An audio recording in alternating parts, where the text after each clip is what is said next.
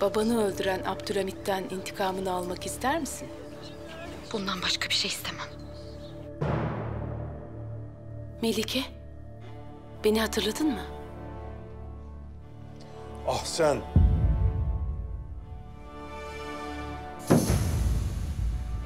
Kızımızın adı Ahsen. Melike değil. Sara Hedaya. Bunun hesabını vereceksin.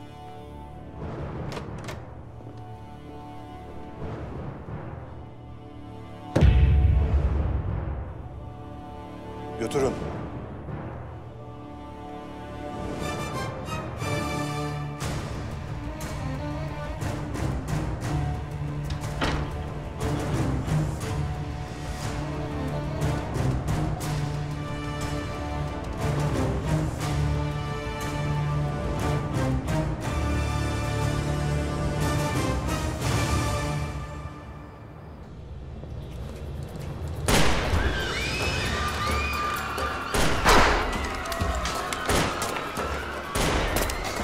Hünkârımız yanımızdadır inşallah.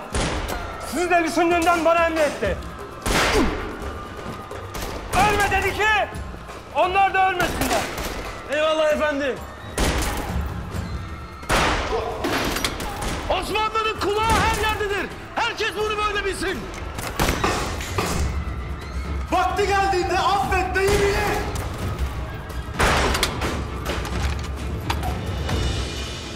Şunlara söylesek de çok mermi yakmasalar o pis Siyonistler için.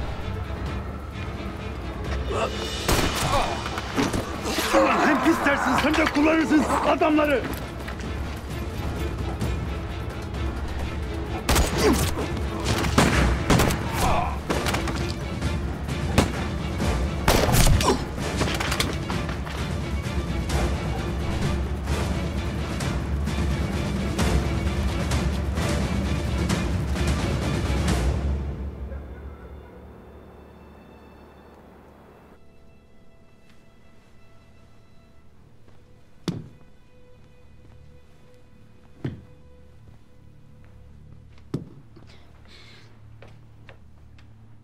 O kadını hatırladın mı? Hayır hünkârım. Hayır. Beni öldürmen için seni saraya gönderen kadındır. Er ya da geç hatırlayacaksın. İmtihanın o zaman başlayacak.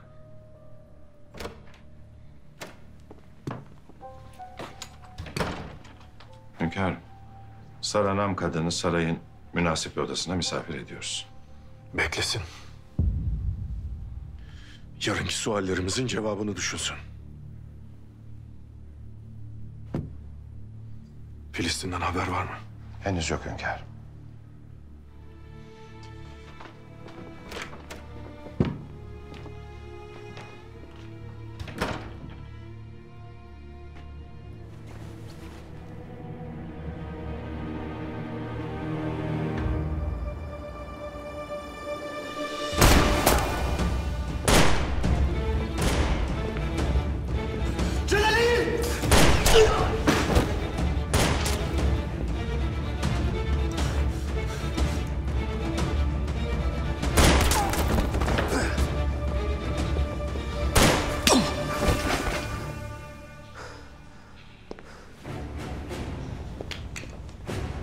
Sultanahmet'in köpekleri!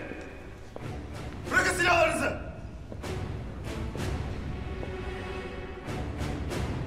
Bırakın silahlarınızı!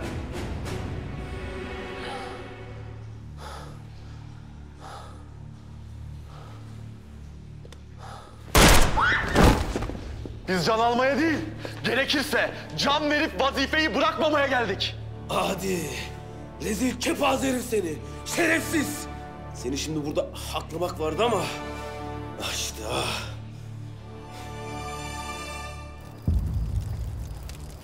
Yahudileri öldürmeye başladılar. Yahudileri öldürmeye mi başladılar? Bana bakın, çok güzel bir havadis yazmalıyız. Şöyle biraz da acıklı olsun. Bay Herzl'ın istediği haberi vermeliyiz. Cani Osmanlılar tarafından öldürülen Yahudinin son sözü... Eğer bir devletimiz olsaydı, Osmanlı bizi öldüremezdi. Oldu. Güzel. Hadi toparlanın. Makineleri al, ayaklar alın. Acele edin, acele edin. Hadi gidelim, hadi.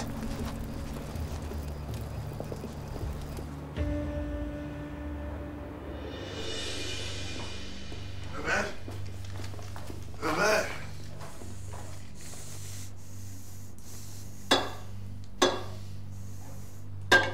Ne oluyor evlat? Kendine gel!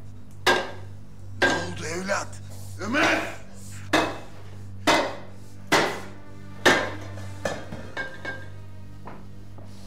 Anam. Anamı kaçırdılar baba! Zeynep.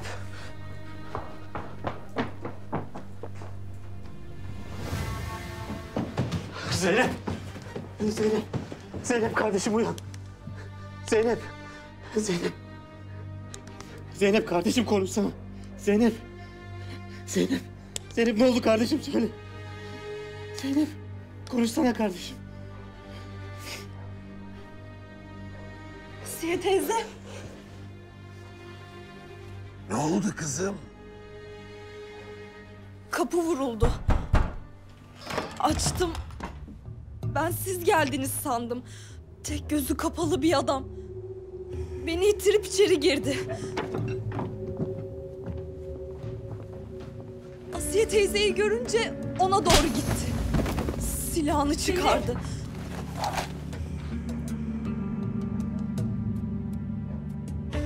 Sonra bayılmışım. Gerisini bilmiyorum.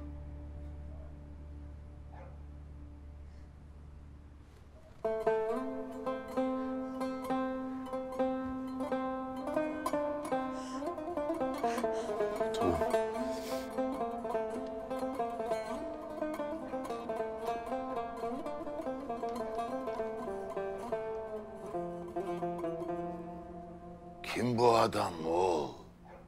Hiram. Hiram da kim? Devletimizin, milletimizin düşmanı. Asım amca. Baba.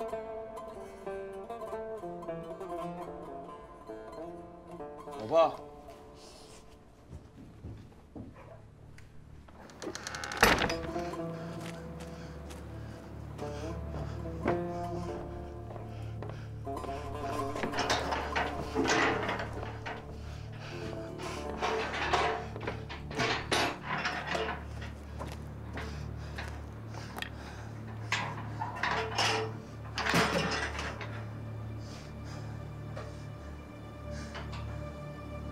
Ya Allah.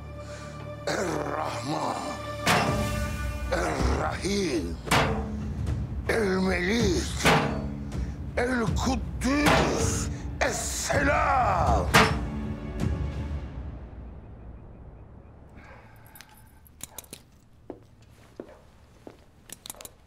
Mahmut, nereye gidiyorsun? Seniham, benim hayat iksirim. Bir iş. O sebepten. Ama sen beni hiç bekleme. Yat uyu erkenden. Bakıyorum da her vesileyle evden firar ediyorsun. Hayırdır paşam, ne oluyor? Aa, devlet işi Seniham, devlet işi. Devlet işi olmasa vallahi ben seni bırakıp kendi cenaze namazıma bile gitmem. Cenaze senin olduktan sonra gitmesen de zaten seni götürürler Mahmut. Bak o da doğru.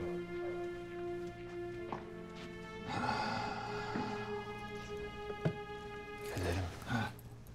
Sara ne yaptı acaba? Melike'yi bulabildi mi? Sen şunu öğrenebilseydin de sabaha kadar beklemeseydik. Eğer işi bitirdiyse Sara'yı oradan çıkarmak lüzumlu. Sebahattin, Sara saraydan çıkmayacak. Ne demek şimdi bu? Vaziyet malum. Eğer Sultan Abdülhamit'ten müsaade almasaydım sence sarayın içine sokabilir miydim? Sarayı gambazladın. Abdülhamit'e yedirdin onu. Senin bu yaptığın kabil değil.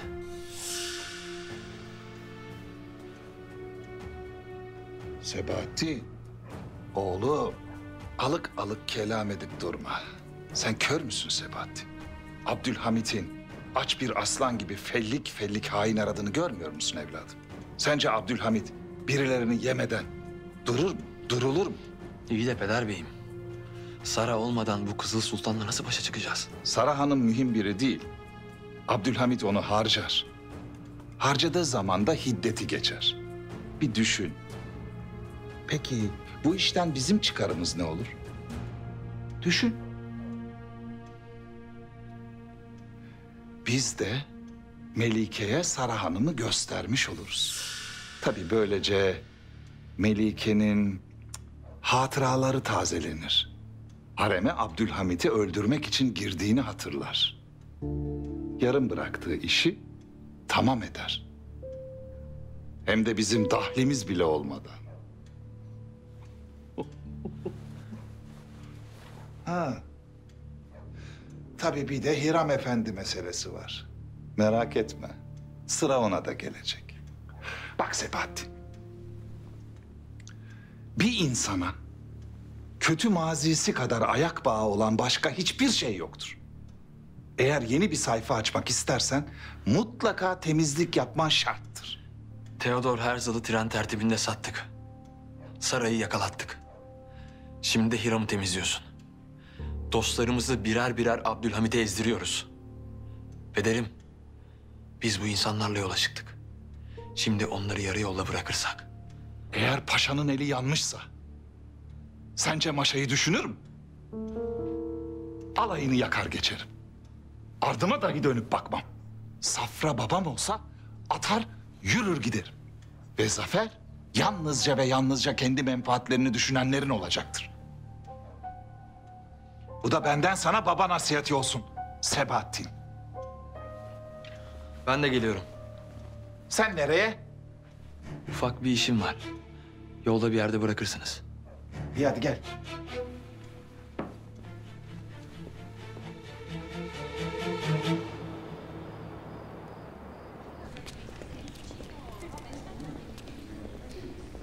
Geçin çocuklar. Biz buraya İsrail için ölmeye geldik. Biz sizin hayatınızı kurtarmak için buradayız. Siz ne yapıyorsunuz? Sultan Beyazıt atalarınızı barbar İspanyolların elinden kurtarmadı mı? Hepinizi gemilere bindirip denizin ortasında ölüme terk ettiklerinde yanınızda kim vardı ha? Vallahi de billahi de biz dostlarımıza karşı merhametli, düşmanlarımıza karşı celalliyizdir.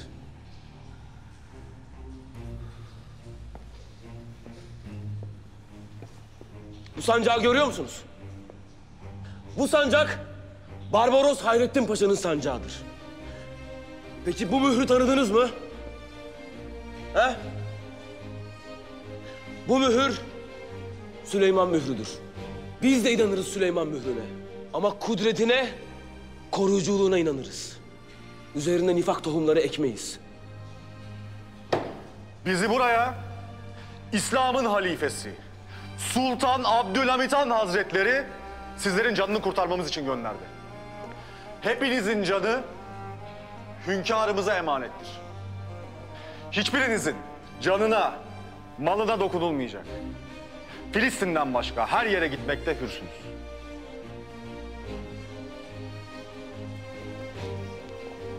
Geçin çocuklar, korkmayın.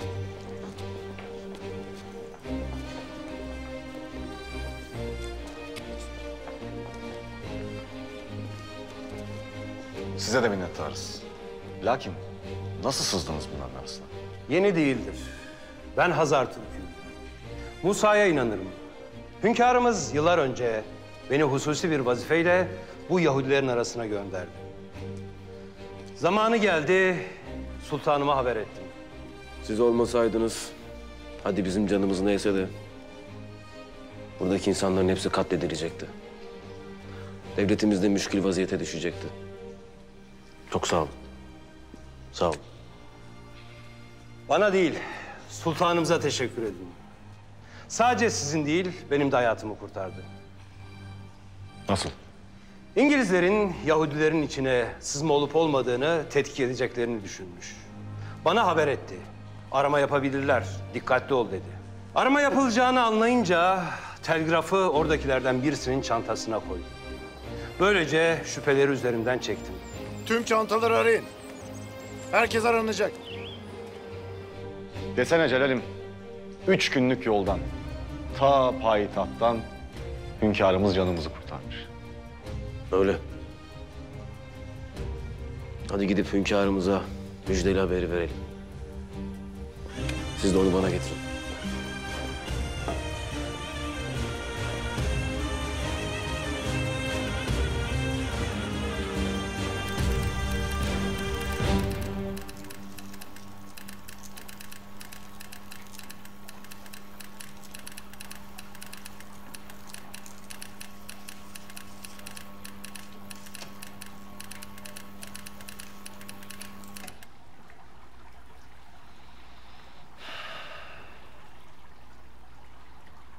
Hamdolsun.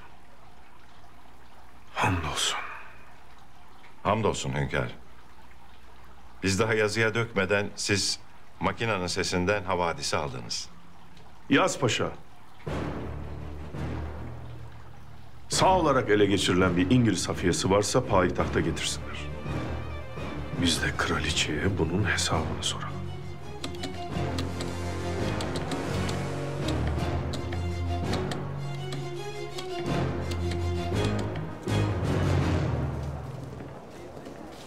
Hadi Erzal, söyle artık.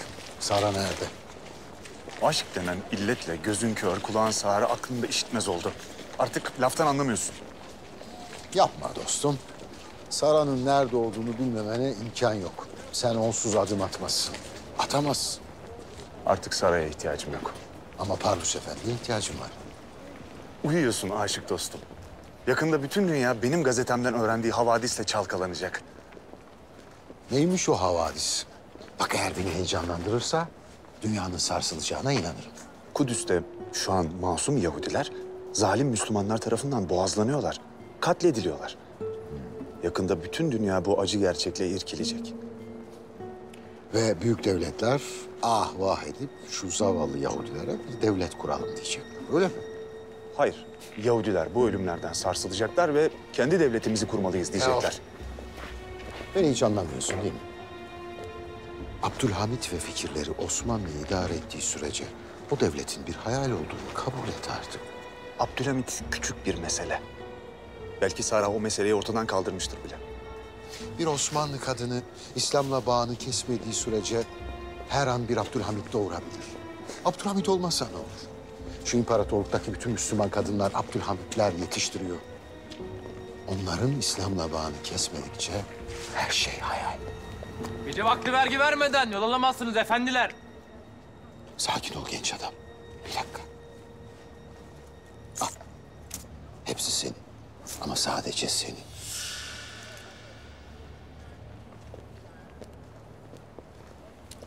Bekle. Benim payımı ver. İşte Osmanlıları böyle parayla, kadınla, şöhretle, iktidar hevesiyle, milliyet tefrikalarıyla, hürriyet yalanlarıyla birbirine düşüreceğiz. Yolu yok. Osmanlı ancak böyle yıkılabilir. Anladın mı beni?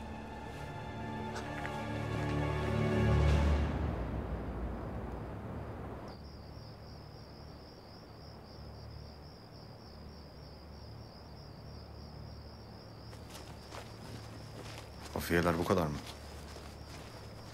Silah sesleri duyduk da gazeteciyiz biz. Gazeteciymiş. Demek bu ıssızda patlayan silah seslerini ta Kudüs'ten ya da ta Londra'dan duyup geldiniz. Öyle mi? Yahudileri mi öldürmüşler? Yahudileri değil. Aksine onları öldürmek isteyen İngiliz afiyeleri öldü. Biz sizin buraya niye geldiğinizi çok çok iyi biliyoruz. Ve sizleri eliniz boş göndermek istemeyiz. Elimiz boş dönmeyelim diyorsanız gazetelerinize şöyle yazın.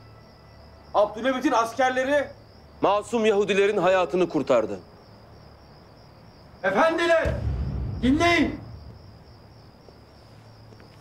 Ben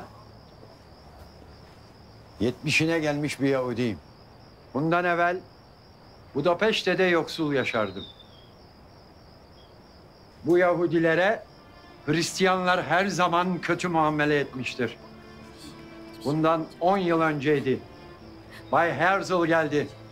Bütün kardeşlerimi İsrail devletine inandırdı. Biz buraya İsrail için ölmeye geldik. Biz Yahudi olarak yaşarken aşağılanmaktan ve ölümden korkarken Bay Herzl bizlere ölümü vaat etti. Zaten başka bir şey de vaat eden yoktu. Ama birisi ilk defa hayatımızı kurtardı. Sizler yazacaksanız gazetelerinize şöyle yazın. Osmanlı Sultanı hayatları boyunca aşağılanmaktan, ölüm korkusuyla yaşamaktan korkan Yahudilere hayat vaat etti. Yazın ki bütün Yahudiler bilsin. İsrail devleti ölümden başka bir şey getirmeyecek. Yazmazlar efendi, yazmazlar. Onlar sadece senin eleminden medet umarlar. Siz yazsanız da yazmasanız da biz anlatacağız. Bu İngiliz ajanı da bizimle beraber payitahta yapılanların delili olarak gelecek.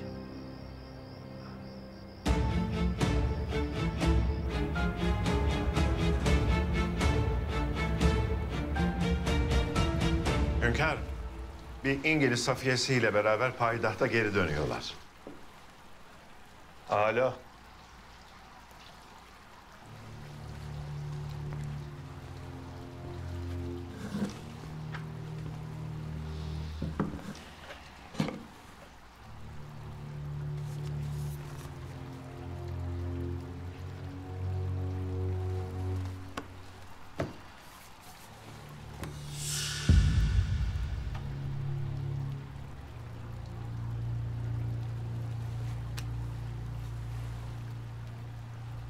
Merak edersin paşa. Sor.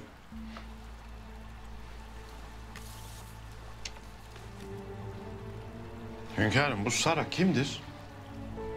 Ahsen kızımızın kulağına fısıldayan şeytan.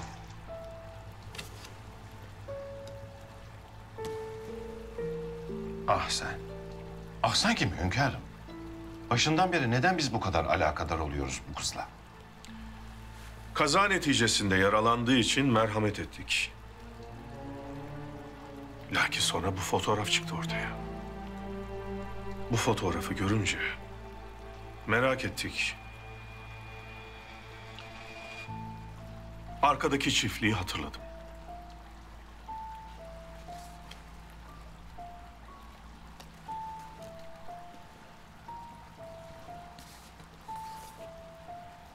Hünkârım, bu adam kim?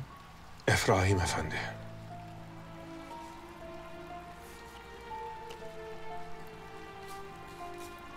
Efraim Efendi bu çiftliğin sahibi. Ahsen kızımızın Efraim Efendi ile bir bağ olduğunu fark edince kızımıza ayrı bir ehemmiyet gösterdi. Efraim Efendi. Efraim Efendi ile şehzadeliğimde tanıştım. Kendisiyle istikbalde konuşmak üzere bir sır paylaştık. Kendisine emir verdim. Fıtratı Müslüman olan, namazında, niyazında haramla harbeden bir çocuk buldu. Onu manastırdaki Katolik kilisesine yerleştirdi. Bu çocuk bir keşiş olarak büyüyecek, lakin kalbinde İslam'ın nuru olacaktı. O çocuk büyüdü. Vatikan'a gitti, kardinalliğe kadar yükseldi. O çocuk en yükseğe çıkana kadar ben dahil adını sanını kimseye söylememesini emrettim. Nihayet miladi 1878 senesinde Papa öldü. Yeni Papa seçilecekti. Seçimden evvel Efraim Efendi bir şifreyle hafiyemizin adını bize yollayacaktı.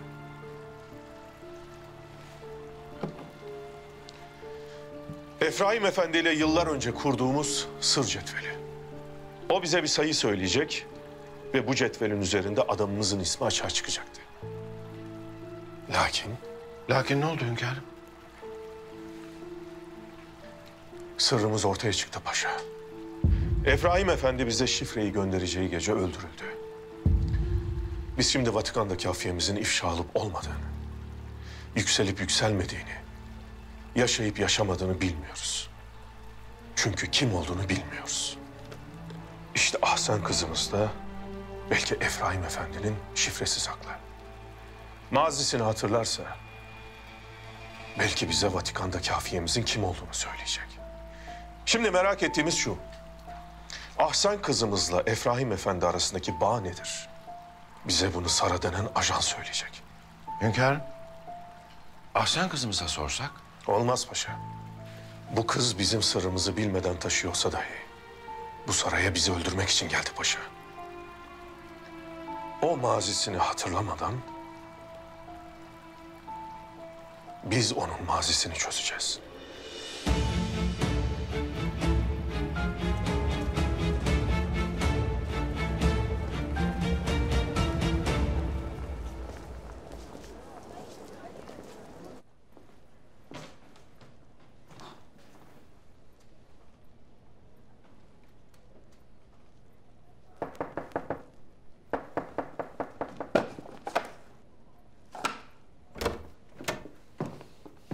Ne o Sebahattin?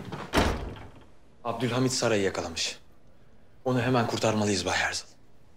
Şu an Müslümanlar Kudüs'te Yahudi kardeşlerimizi katlediyorlar. Ve bu haber duyulduğunda Yahudiler artık bir devlete ihtiyaçları olduğunu anlayacaklar. Ve benim tek alakadar olduğum konu bu Sabahattin. Ne demek istiyorsunuz Bay Herzl? Yani bu kadar ağır meselenin altındayken 50 kiloluk bir hanımla uğraşamayacağım diyorum.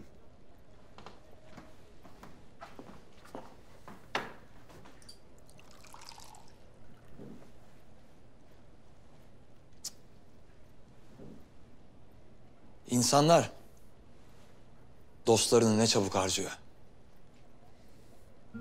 Lütfen beni hayal kırıklığına uğratma. Dostluk dediğin küçük hayatların avuntusudur.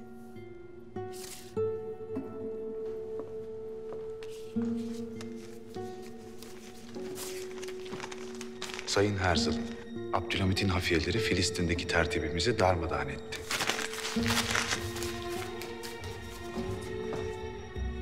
Havadisler kötü galiba. Osmanlı hafiyeleri Filistin'deki tezgahımı yerle bir etmişler. Yarın gazete bu havadislerle doluydu. Tarihinde ilk defa gazetem yayına çıkmayacak. Bu çok kötü oldu Herzl. Ne olacak şimdi?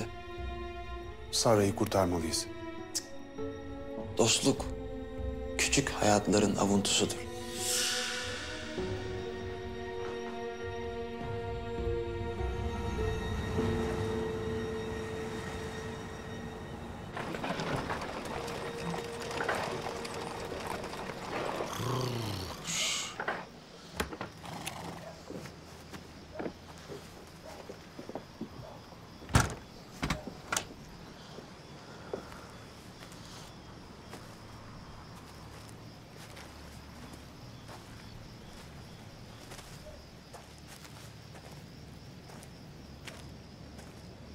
Bak evladım.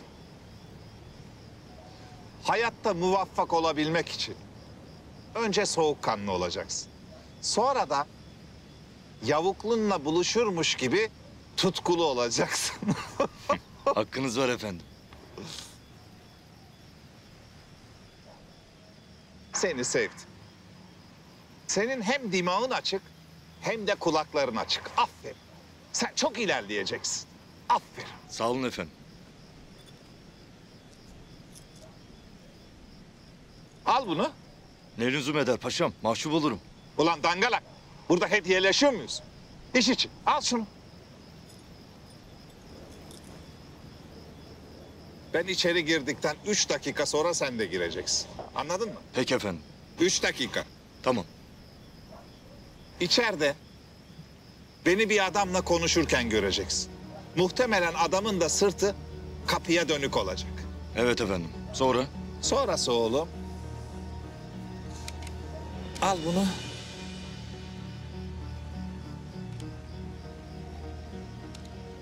Sık gitsin ite. Hiç acıma. Zaten zalim, keferenin tekidir. Allah senin mutlaka ödülünü verecektir evladım. Emredersiniz paşam. Acımam. 3 dakika. Peki efendim.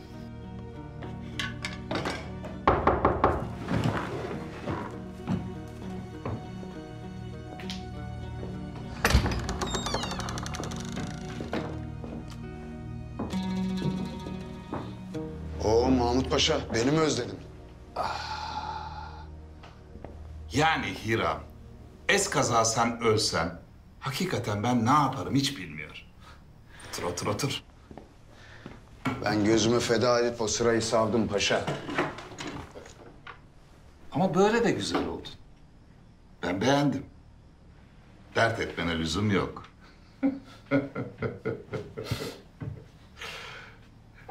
Hiram, ben sana bir nişan vermiştim, hatırlıyor musun? Onu geri alabilir miyim? Hayırdır paşam? O senin bana hatıran. Doğrudur. Doğrudur ama işte vaziyet çok vahim. Bu aralar ortalıkta mendilim bile bulunsun istemiyorum. Sara Hanım'ı da yakaladılar. Ne? Sen ne diyorsun paşa? Bütün mücadelemizin sonu demek bu. Otur, otur. Otur bir. Sakin ol. Hemen öyle her şeyi dert etme. Hem benim için hayati önemi olan 2 kişi var. Herzl ve sen. Senin dünyadan haberin yok paşa, dünyadan. Sara benden de, Herzl'dan da, hatta senden bile daha kıymetli. Parvus Efendi ile irtibat kurabilen bir tek o var. Parvus'la mı? Evet. Parvus'la Herzl'ın bağlantısını sağlayan Sara. Herzl'ın yükselişini sağlayan da Sara. Yani Parvus olmasaydı hiçbirimiz olmazdık. Sara'ya bir şey olursa... Parvus buna sebep olan herkesi yakalar. Yakalar ve yakar. Yandım bile diyemezsin paşa. Ama... Ama ne? Sarayı sultanın elinden kurtarırsak... Parvus bütün ihtişamıyla bizim yanımızda olur.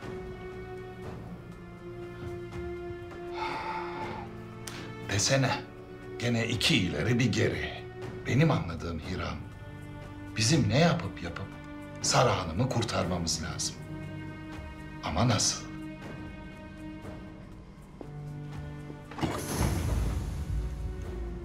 Arabacı, ne işin var senin burada? Efendim ben merak ettim. Hadi çık dışarıda bekle beni, hadi çık. Çık.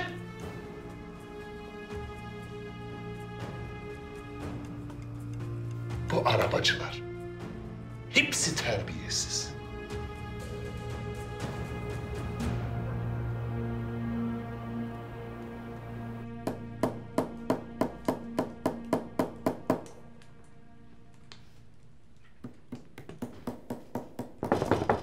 Gel. Hünkâr, tebaamızdan katledilen Gassal Galip Efendi, Kunduracı Süleyman Efendi, İmam Velid Efendi ve Cevat Efendilerin hanelerine emri ferman üzere gerekli ihaneler verildi. Âlâ. Âlâ. Lakin daimi surette bu ihanelerin takibi ihtimamla yapılsın. Her ne kadar eda etsek de millet-i İslam'a borcumuz bakidir.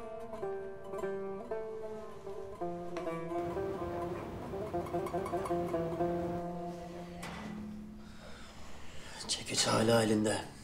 Öylece vurup duruyor. Babam kazanı ocaktan kaldırdı Yusuf. Kan akmadıkça inmez geri. Yani kardeş? Yani kardeş diyor ki... Ya ananızı kaçıran adamın hesabını keseceksiniz... Ya da bu kazanla Gassal... Validemin mevtini yummak için su kaynatacak. Ne yapsak? Saraya vaziyeti bildirsek mi? Er derdin devasını sarayda mı arayacağız Yusuf? Koca cihana hükmeden hünkâr... Bir de bizim derdimizle mi dertlensin? Ne yapacağız o zaman? Başka bir yol varsa söyle de biz de bilelim. Bundan gayrı... Elimiz tetikte gezeceğiz. Sen zaptiyeye git. Haber et. Ben de o Mahmut Paşa'nın peşine düşeceğim. O adam suikastla alakalıysa... Hiram'la da bir alakası var demektir. Bir iz çıkar mı dersin? İnşallah bulacağım. Hadi o zaman. Ömer. Dikkatli ol. Sen merak etme Zeynep. Allah'a emanet.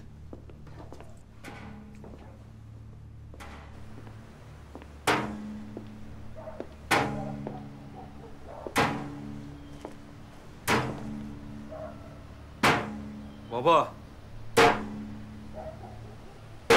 Bu eğri kazan dövülmekle düzelmez. Bilirim. Sen de bilirsin. Babam. Konuşmuyorsun ama... Anladım ki... Sükûtun sözden tesirlidir.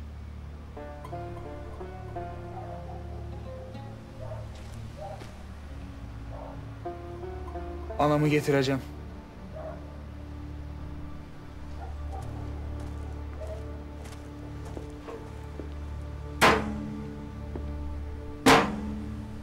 Paşam, eğer kendini Parvus'un yıkılmaz kalesinde misafir ettirmek istiyorsan sarayı kurtarmamız şart.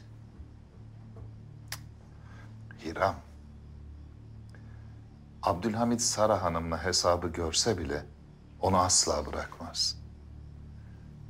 Çünkü bu vakte kadar işlenen bütün cürümlerin, kabahatlerin müsebbibi olarak Sara Hanım'ı görüyor.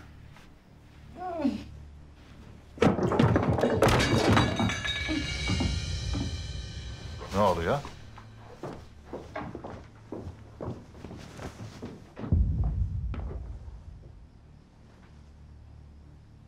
Bu kim? Benim gözümü alan herif. Ömer'in annesi. Ne işi var burada? Ömer'in namlumun ucuna kafasını uzatması için bir tek yol bu vardı.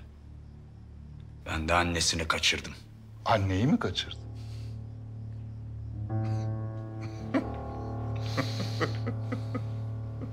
İrem. Bazen hayatın küçük tesadüflerine büyük şaşkınlıklar yaşıyorum. Ne tesadüfüymüş bu? İyice düşün. Abdülhamit'in elinde Sara Hanım var. Bizim elimizde ise Abdülhamit'in hayatını kurtaran adamın annesi var. Biz anneyi vereceğiz, karşılığında da Sara Hanım'ı alacağız. İşte hayatın küçük, tatlı tesadüfü bu. Sen var ya paşa sen. Sen şeytanın arka bacağısın. Arka bacağı mıyım? Arka bacak. Lakin Abdülhamit bu kadın için Sara'dan vazgeçer mi? İrem, sen Abdülhamit'in namını biliyorsun. Bense Abdülhamit'in ciğerini biliyorum. Vazgeçer diyorsun yani. Abdülhamit'in aklıyla yenemediği tek şey merhamet duygusudur. İşte biz de bu kadınla Abdülhamit'in yegane zaafı olan merhamet duygusunu kullanacağız.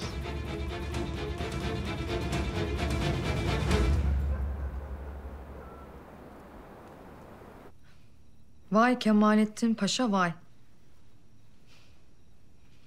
Demek iki sultanı bir yerde idare ediyorsun ha?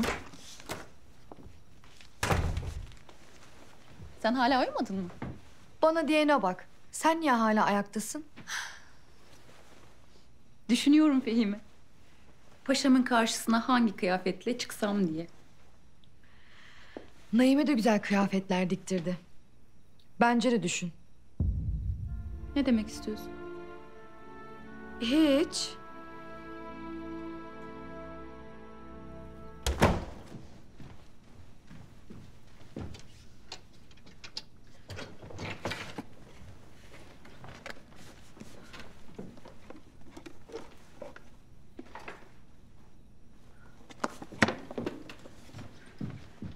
Elif! Elif! Buyurun sultanım. Kağıda bir şeyler karalamıştım. Ama şimdi bulamıyorum. Bu odaya giren çıkan başka birisi oldu mu? Hayır sultanım, kimse girmedi. Ben de görmedim. Ne yazmıştınız sultanım? Bağışlayın sultanım. Tamam, sen çıkabilirsin.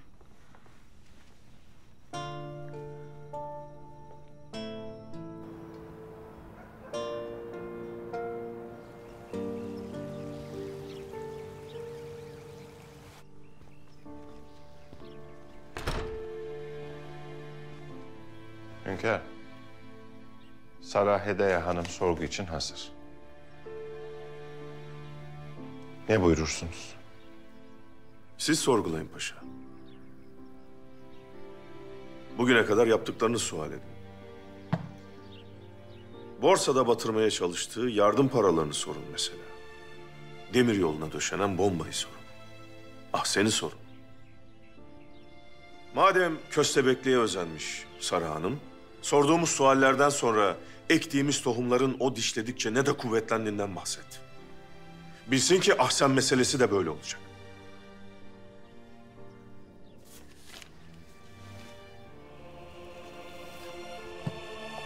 Sonunda Efraim Efendi'yi tanıyıp tanımadığını bilelim. Efraim Efendi ile Ahsen kızımızın alakası neymiş onu öğrenelim. Emredersiniz hünkâr.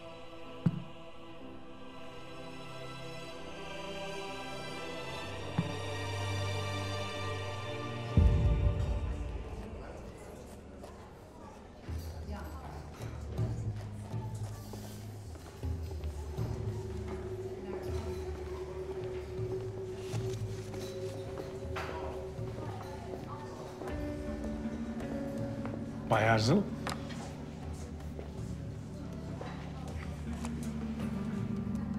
İşittiğim havadise göre bugün gazeteniz çıkmamış. Evet. Gazetecilik tarihim için bir felaket olsa da durumu yakında lehimize çevireceğiz. Hiç merak etmeyin. Ama yine de sizin bu üzücü vaziyette hala payitahtta hiçbir şey olmamış gibi oturmanız garip. Çünkü daha büyük bir felaketle karşı karşıyayız. Nedir meselemiz? Sarayda. Sarayda rehin tutuluyor. Sarayda ya? Rehin? Sarayda? Emin misiniz? Tabii ki. Gidip onun serbest bırakılmasını istemelisiniz. Sara neticede İngiliz vatandaşı. Bu hiç kolay değil Bay Herzl. Sultanın sarayından birini almak. Bay Parvus bu durumu öğrendiğinde çok kızacaktır. Hakkınız var. Hiçbir şey yapmadan oturduğumuzu öğrendiğinde de deliye döner sanırım. Ama sanırım siz Bay Parvus'tansa Kızıl Sultan'dan çekiniyorsunuz. Bastonuyla tüm Avrupa'yı ayağa kaldıran, bir havadisiyle kraliçenin uykularını kaçıran bir adamdan bahsediyoruz Bay Herzl.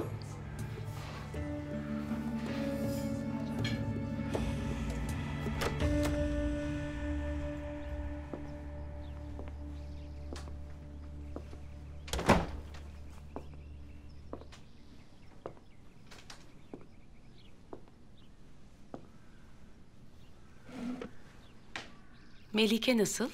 Ah sen kızımız iyidir. Hatırlamıyor. Güzel isim bulmuşsunuz. Lakin her şey aslına döner. O mutlaka Melike olacaktır. Siz isteseniz de, istemeseniz de. Siz kudretinize bu kadar itimat ediyorsunuz ya. Hepimiz buna tebessüm ediyoruz. Sanırsınız ki kainattaki her şeye şekil verip idare ederiz. Kainattaki her şey Allah'ın emrettiğini tekrar eder. Müslümanların parasını borsada batırmakla ne murad ettiniz? O bir ticaretti. Siz kaybettiniz. Ya o boş treni patlatan bombaları kimden temin ettiniz? Yaptığınız her şey bizi daha da kuvvetlendiriyor Sara Hanım. Bu adam zeki biri Sara. Sinirini bozmak istiyor, kanma. Şimdi esas konuya gelelim. Aslan kızımız hünkârımızı çok iyi tanıyor. Onu babası gibi seviyor. Melike babasından başka hiçbir adamı sevmedi. Kendinize söylediğiniz yalanları duymadığımızı mı sanırsınız? Bu adam kim?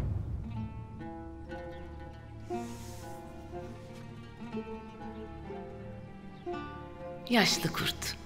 Şimdi tuzağa düştün. Bu fotoğrafı Melike gördüğünde babasının sultan tarafından öldürüldüğünü hatırlayacaktır. Bu adamın Ahsen'le alakası nedir? Melike'nin babası. İsterseniz Melike'ye bu fotoğrafı gösterin. O da hatırlayıp aynı şeyi söyleyecektir.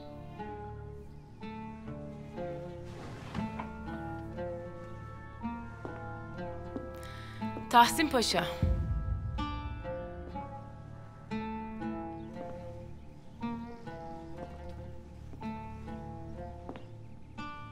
Dört yaşındaki kızınız hastalıktan öldüğü zaman bu devlete lanet ettiniz mi?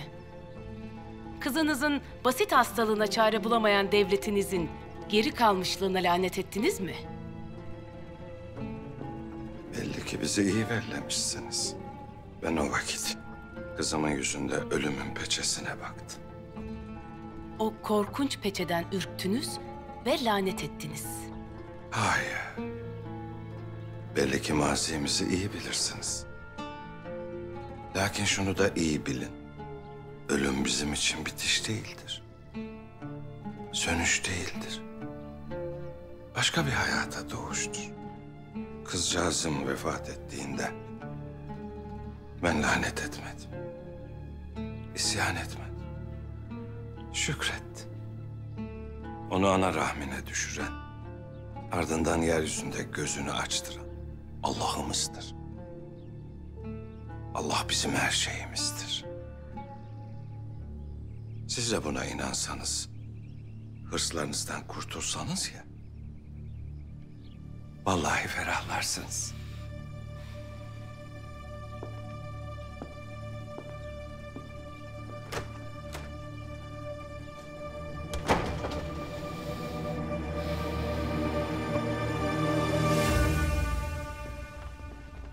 Zülfet Kalfa. Buyursunlar sultanım. Makbule kızımızı hazır ettiniz mi? Zira artık burada kalması hoş değil. Bidar sultanımız alakadar oluyorlar. Herkes kendi hareminin vaziyetiyle alakadar olsun.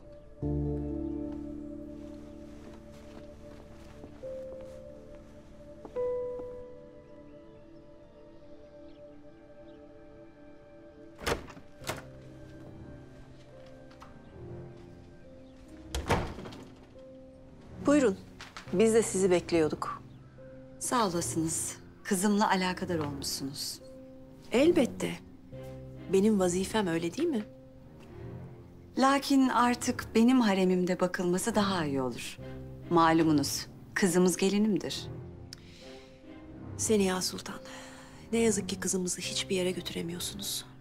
Bunun kararını vermek size düşmez diye fikrederim. Elbette kararı ben vermedim. Lakin hekimlerimiz kızın en küçücük bir seyahatte dahi bulunamayacağı konusunda hemfikirler. Bu hekimlerin işinin ehli olduğu ne malum? Hekimlerimiz hususi olarak hünkârımızın haremi için vazifelendirilmişlerdir Seniha Sultan. İşte ben de bunu diyorum ya Bidar kadın. Bu kızımız sarayın değil, benim haremime mensuptur. Seniha Sultan, kızımızın durumunun çok daha kötü olmasını istemezsiniz, öyle değil mi? Hadi artık, kızımızı daha fazla hırpalamayalım.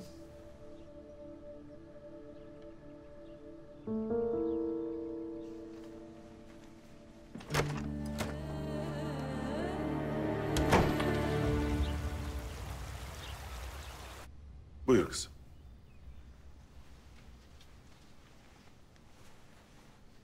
Sana bazı suallerim olacak. Gece fikretmişsindir. Bir şey hatırlayabildin mi? Belki bir rüya, belki bir ses. Bu sarayla alakalı herhangi bir şey hatırlayabildin mi?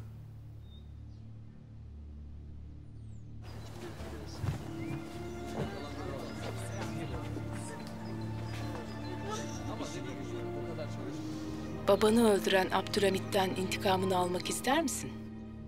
Bundan başka bir şey istemem. Kızım, Hayır hünkârım. Ne o kadını ne başka bir şeyi. Hiçbir şey hatırlamıyorum. Eğer müsaade ederseniz o kadınla konuşabilirsem belki bana mazimle ilgili bir şeyler söyler. o kadınla konuşamazsın evladım. Paşalarım tarafından mülakatı devam ediyor. Evvela kim olduğunu bir öğrenelim.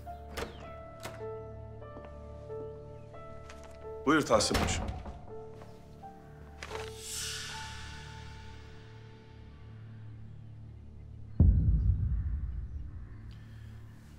Gidebilirsin kızım.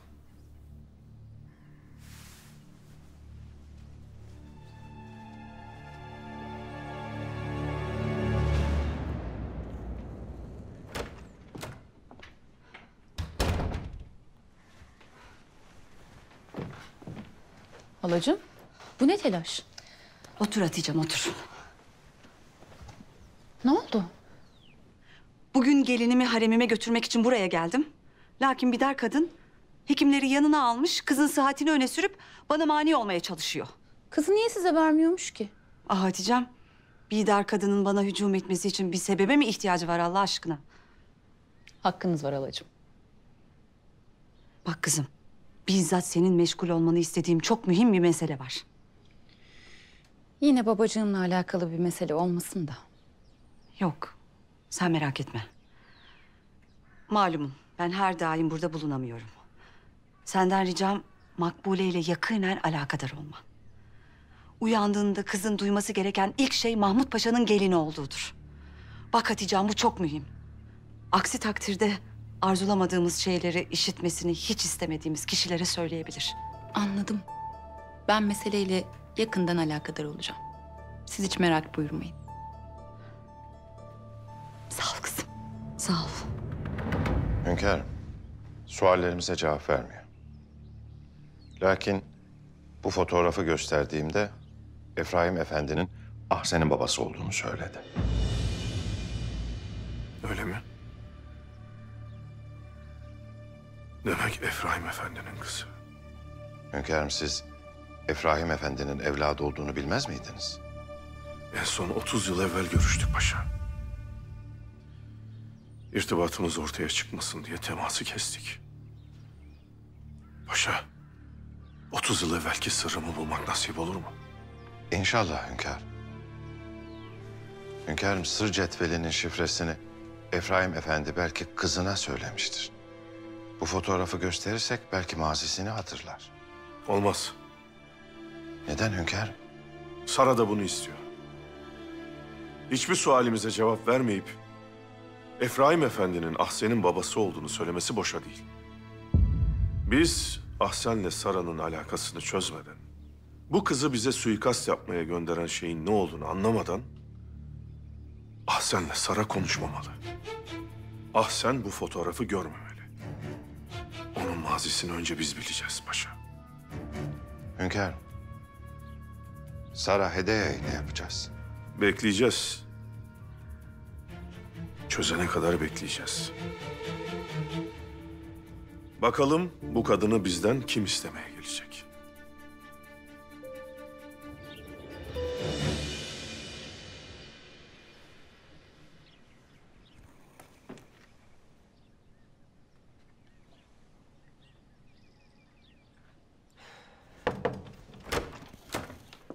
Validem. Gel oğlum gel. Gel otur şöyle. Ne oluyor? Halan Makbule'yi babandan istedi. Niçin? Sabahattin'e gelin olarak. Gülme oğlum gülme. Kız elimizden kaçıyor. Ben kızın gözünü Seniha'nın evinde açmasından korkuyorum. Kız eğer orada uyanırsa onu öldürmeye teşebbüs edenin Mahmut Paşa olduğunu söyleyemez. Aynen öyle. Biz dayını nasıl kurtaracağız? Kızı bilmem. Lakin dayımı kurtarmanın bir yolu var. Neymiş o? Bunlar dayımın hesabına Sara Hediya'dan bir para yollamadılar mı?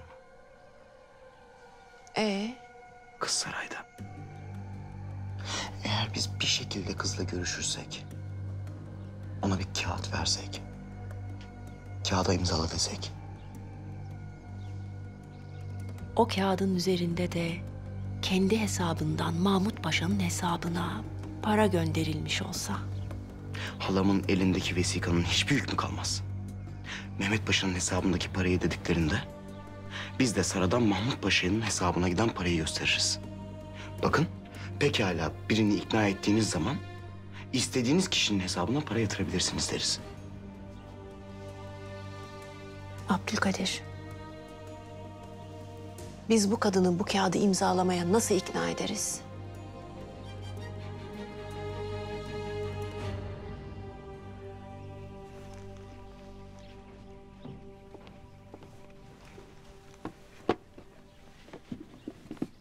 Hediyeni şehzademize verebildin mi? Henüz veremedim. Neden? Biraz soğuk tavır aldı da bana karşı. Dert etme. Kim bilir şehzademizin ne sıkıntısı vardır. Sultanım. Aman da aman. Hay maşallah. Ay Fatma Sultanım. Gelişinize ne kadar sevindim bilemezsiniz. Ben de sizi gördüğüme çok bahtiyar oldum. İşte hanedanımıza yaraşır bir gelin. Ah ah, her zaman söylerim Pakizeciğim. Eğer kendine birini misal alacaksan Fatma Sultanımızı alacaksın. Estağfurullah. Aa öyle ama canım. Vallahi siz yokken o Bidar'ın tavırlarını bir görseydiniz. Yani hanedanımıza yakışmayacak ne varsa hepsi Seniha Sultanım. Bağışlayın. Lakin ben birilerinin arkasından konuşulmasından haz etmem.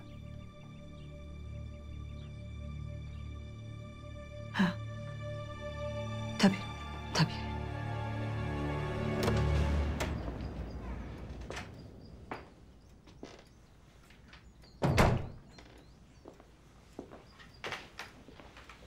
Buyurun, ne istemiştiniz? Paşam, sizin devlet adamlarınızı hayran olduğumu bir kez daha belirtmek isterim. Sadede gelin. Tahsin Paşam, biliyorsunuz Tanzimat'tan beri Osmanlı ülkesinde yaşayan ecnebiler sadece kendi ülkesinde hakim karşısına çıkabiliyorlar. Buraya tarih dersi vermeye mi geldiniz? Hayır Tahsin Paşam. İşittiğimize göre Sara Hedeya'yı alıkoymuşsunuz. Sara Hanım bir İngiliz vatandaşıdır. Ve derhal serbest bırakılmasını istemek için geldim. Sara Hedeya. Sara Hedeya. Bu isim bir şeyler hatırlatıyor gibi. Paşam, Sara Hanım'ı tutukladığınızı biliyoruz. Elinizde deliliniz var mı? Yok. Sara Hedeya'nın sarayımızda tutulduğunu ispatlayabilir misiniz? Hayır. Ben yok diyorsam o vakit yoktur. Paşam, İngiliz hükümeti kendi vatandaşını himaye konusunda oldukça hassastır. Öyle mi? Siz Sara Hedeya'ya kafa yoracağınıza, Filistin'deki Yahudileri katletmek üzere gönderdiğiniz hafiyelerinize kafa yorsanıza, onlar sizin vatandaşınız değil mi? Hem hafiyelerinizden biri her şeyi itiraf etti. Yakında bütün dünyaya rezil olacaksınız. Sara Hedeya'ya kafa yoracağınıza, hafiyelerinizi nasıl kurtaracağınıza mesai harcayın siz. Buyurun, buyurun.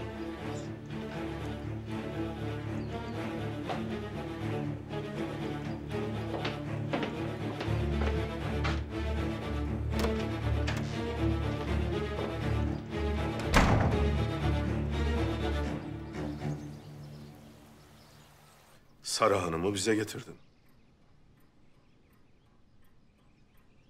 Hiç nefsinizi sual ettiniz mi? Bu kâfirler neden size itimat eder? Neden güvenir? Hünkârım. Ben ahbaplığı şiar edinmiş bir insanım. Savaşta dahi eğer küçücük bir ihtimal var ise düşmanımla dahi dost olmayı yeğlerim. Bu yumuşak uyumu bildikleri için mi bana gelirler bilemem. Lakin asla devletimizin menfaatleri dışında bir şey yapmam, yapamam. Âlâ. Mahmut Paşa. Âlâ. Bilirsiniz ki devletimize hizmet edene cömertliğimizi göstermek konusunda iyiyizdir. Lakin ihanet edene de. Hünkârım, ben devletimizin hep cömert yanını gördüm. Devlet lütfederken de, ceza verirken de cömerttir paşa. Elbette. Bu Sara Hanım hakkındaki düşüncelerinizi öğrenebilir miyim? Kendisiyle mülakat edildi. Lakin konuşmadı. Müsaade buyursanız da bu Sara Hanım'ı bir de ben sorgulasam, belki hususi malumatlar elde edebilirim. Hem saraya kendisini bizzat benim getirttiğimi de öğrenmiş olsun. Öğrenmiş olsun ki bir Osmanlı paşasının da asla ve kat'a devletine ihanet etmeyeceğini anlasın. Buyur paşa. Hünkârım, İngiliz sefir geldiler. Sara Hanım'ın sarayda olduğunu söylüyor. Öyle bir isimden haberimiz yok diyemediniz mi? Aynen öyle söyledim hünkârım. Sara Hedaya. Menşeini öğrendik. Peşine düşenler İngilizler olduğuna göre İngiliz demirinden bir tasma var boynunda. Lakin sahibin kim? Sultanım, müsaade buyurursanız ben de bunu öğreneyim.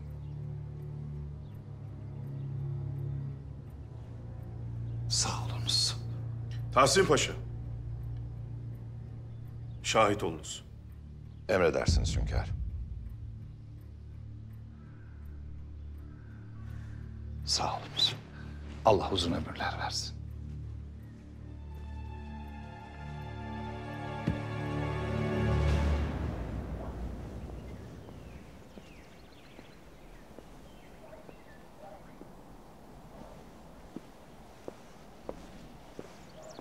gece sarayda fena şeyler olmuş.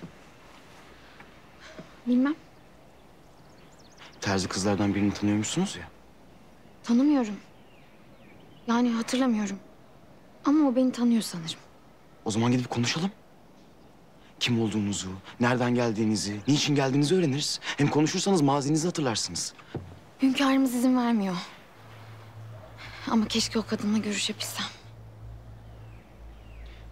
Babam böyledir. Ama kim bilir aklında neler var. Şehzadem. Siz bir şey yapamaz mısınız? Sizin kudretiniz 2 nöbetçiye yeter diye düşünüyorum. Seni o kadınla konuşturmaya çalışacağım Hasan. Merak etme.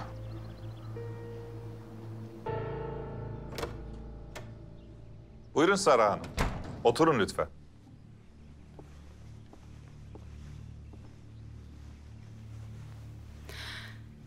Abdülhamit daha önce zavallı bir ihtiyarı gönderdi beni sorgulamak için. O konuşturamadı. Şimdi de siz mi? Sanırım yakında işkence için askerlerini gönderecek.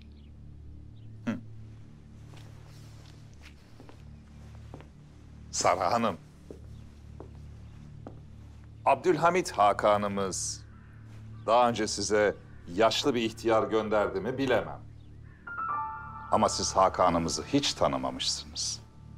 Kendileri işkence yapan bir asker ya da kötü muamele edecek kişiler asla göndermez.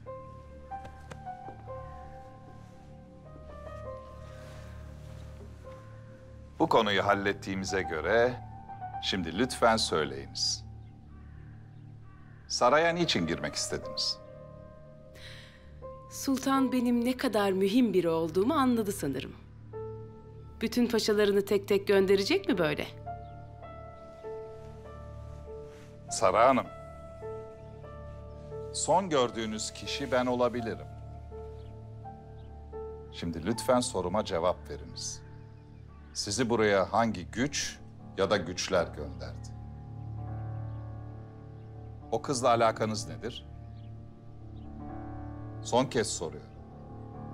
O kızla alakanız nedir?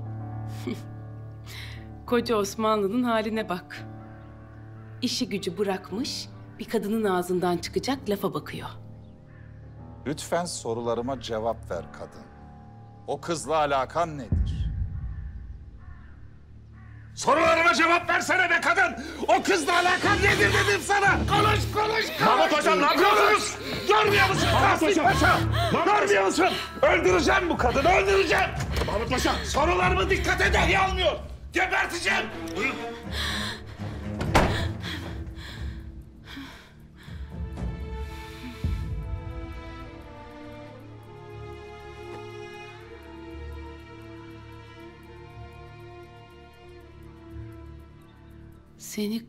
Seni kurtaracağım. Sen takas edilirken bu şal boynunda olsun ki sultanın oyunu olmadığını anlamış olayım.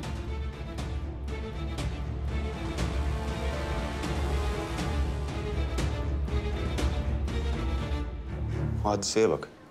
Müstebit Sultan zavallı bir kadının sarayında hapsediyor. Bu daha ne ki? İngiliz elçi kalkıp saraya gidiyor ama kızın tutuklu olduğunu bile kabul etmiyorlar. Barbarlık. Abdülhamit işini bilir. Kızın tutuklu olduğuna dair bir belgeye ihtiyacımız var Sabahattin. Bay Parvus, Sara'nın tutuklu olduğunu öğrenmeli. Sizin sözünüzün Bay Parvus üzerinde bir etkisi yok mu? Siz bildirin vaziyeti. Sara'dan başka hiç kimse ona ulaşamaz. Kızın tutuklu olduğunu öğrendiğinde benimle irtibata geçecektir. Ne olacak irtibata geçince? Ondan silah isteyeceğim. Ermeni çetelerini silahlandıracağım. Ve anında Osmanlı Bankası'na baskın verecekler. İçerideki herkes rehin tutulacak. Böylece Kızıl Sultan sarayı serbest bırakacak. Kesinlikle. Ayrıca oraya kadar gitmişken tabii ki bankanın kasasını da boşaltacağız. Size bol kazançlar dilerim Bay Erzal. Sabahattin, kızın tutuklu olduğunu ispat edecek evraka ihtiyacım var. Lütfen bana yardım et. Bay Erzal, ben doğrudan bu işlere girmem. Benim yöntemlerim çok farklıdır. Ben tetikçi ve ayakçı değilim. Beni tamamen yanlış anlıyorsun. Sen bu ülkenin istikbalisin. Sen medeni dünyanın yarınısın. Öyleyse Bay Parvus gelip beni bulsun.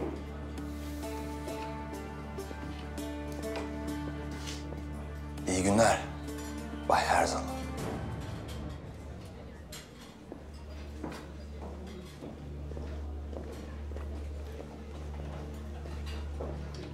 Memleketini satan bu hain takımının ara sıra tutuşan bu haysiyet krizleri beni deli edecek. Buyur evladım. Efendimiz, huzuru şahanenizi teminle vazifeli evladınızım. Lakin zaman zaman size müşküller çıkarır. Müşkül kasti olmadığı müddetçe meseleler hallolur. Ne istiyorsan söyle. Sen boşa huzura çıkmazsın. Buyur. Buyur.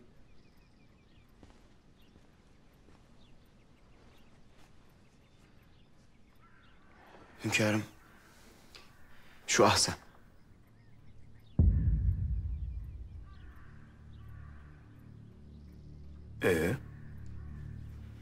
Sarayda Sara namında biri tutulurmuş. Bu Sara Ahsen'i tanıyormuş. Ben de diyorum ki eğer yüz yüze gelseler Ahsen belki geçmişini hatırlar. Bu mesele neden seni alakadar eder? Muradın nedir? O kıza yardımcı olmak istiyorum hünkârım. Ahsen Sara'yla konuşursa dönüşü olmayan bir yola girebilir. Peki. Ne yapacağız? Bu kızla alakalı ne biliyorsun? Kaza sırasında hafızasını kaybetti. Bir de biraderi var. Adı Samir. Fotoğraftaki adam. Tanıştı mı bu Samir'le?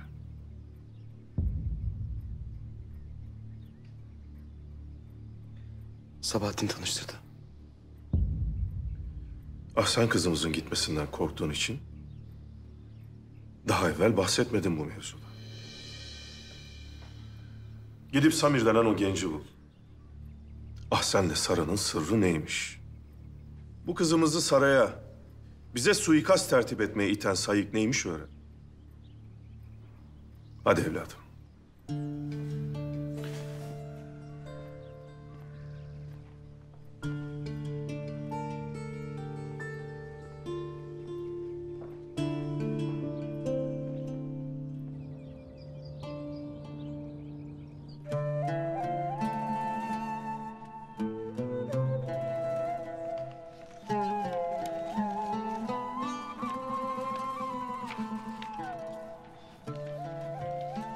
Esma Kalfa. Buyurun sultanım. Görmediğimiz başka mektup kaldı mı? Hayır sultanım, hepsi bu kadardı. Öyleyse bu keseleri sahiplerine tez vakitte verelim. Hamdolsun Rabbime. Bize bahşettiği serveti temizlemeyi de nasip ediyor. Allah sizden razı olsun sultanım. Keşke diğer sultanlarımız da bütün kuvvetlerini böyle hayırda harcasa. Bize hüsnü zan etmek düşer Esma Kalfa. Doğru söylersiniz sultanım. Lakin Seniha Sultan'la Bidar Sultan epey zamandır huzursuzdur. Bütün harem halkı bu huzursuzluktan hoşnutsuz. Ehemmiyetsiz mevzularla insanlar birbirlerinin önüne geçmeye çalışıyor. Fakat fazilet yolunda öne geçmeye çalışanı görmek güç. Korkarım ki hünkârımız üzülecek bu işlerin nihayetinde. Neden öyle söyledin? Seniha Sultan da Bidar Sultan da siyasi meselelere karışmaktan nicedir geri durmazlar. Esma Kalfa, bana bir kağıt kalem getirir misin?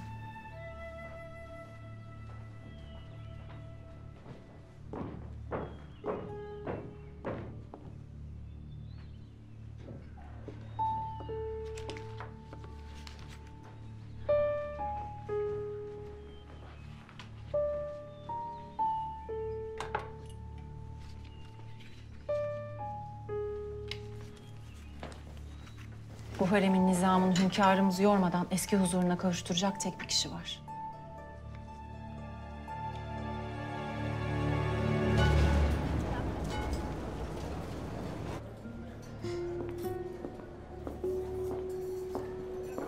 Büyük fikirleri olan bir adam için çok süratli çökmüş görünüyorsun her zaman. Fikrin yükündendir. Ağır geliyorsa hafiflet. Paylaşalım o zaman. Sara tutuklanmış. Sarayda. Hadi kalk İngiliz istihbaratına gidiyoruz. Sefiri saraya gönderdim zaten. Kızın orada olduğunu kabul etmiyorlar. Ne yapacağız peki? Sarayı oradan kurtarmamız şart. Farkındayım. Bunun için yardımına ihtiyacım var. Saray için ne gerekiyorsa.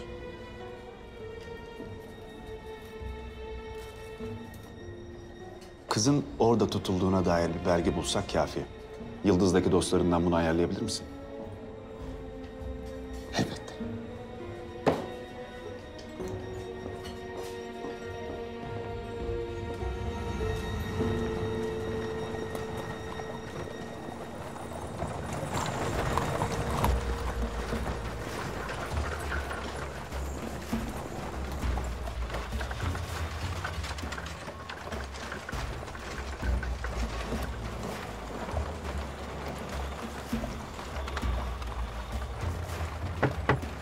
Arabacı. Zannımca takip ediliyoruz. Sen de farkında mısın? Dikkatimi celbetmedi efendim.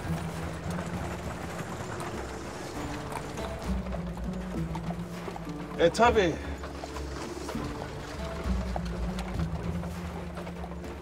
Dikkatini celbeden kadın nazarları olursa fark etmez. Şimdi anlarız efendim.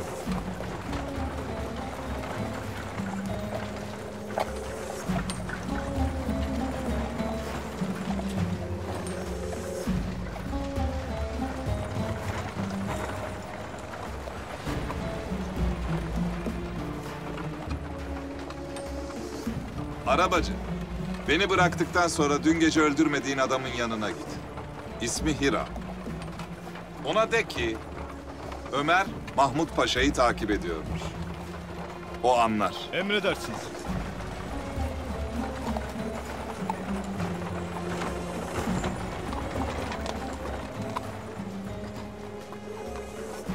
Bir iz bulana kadar peşindeyim Mahmut Paşa.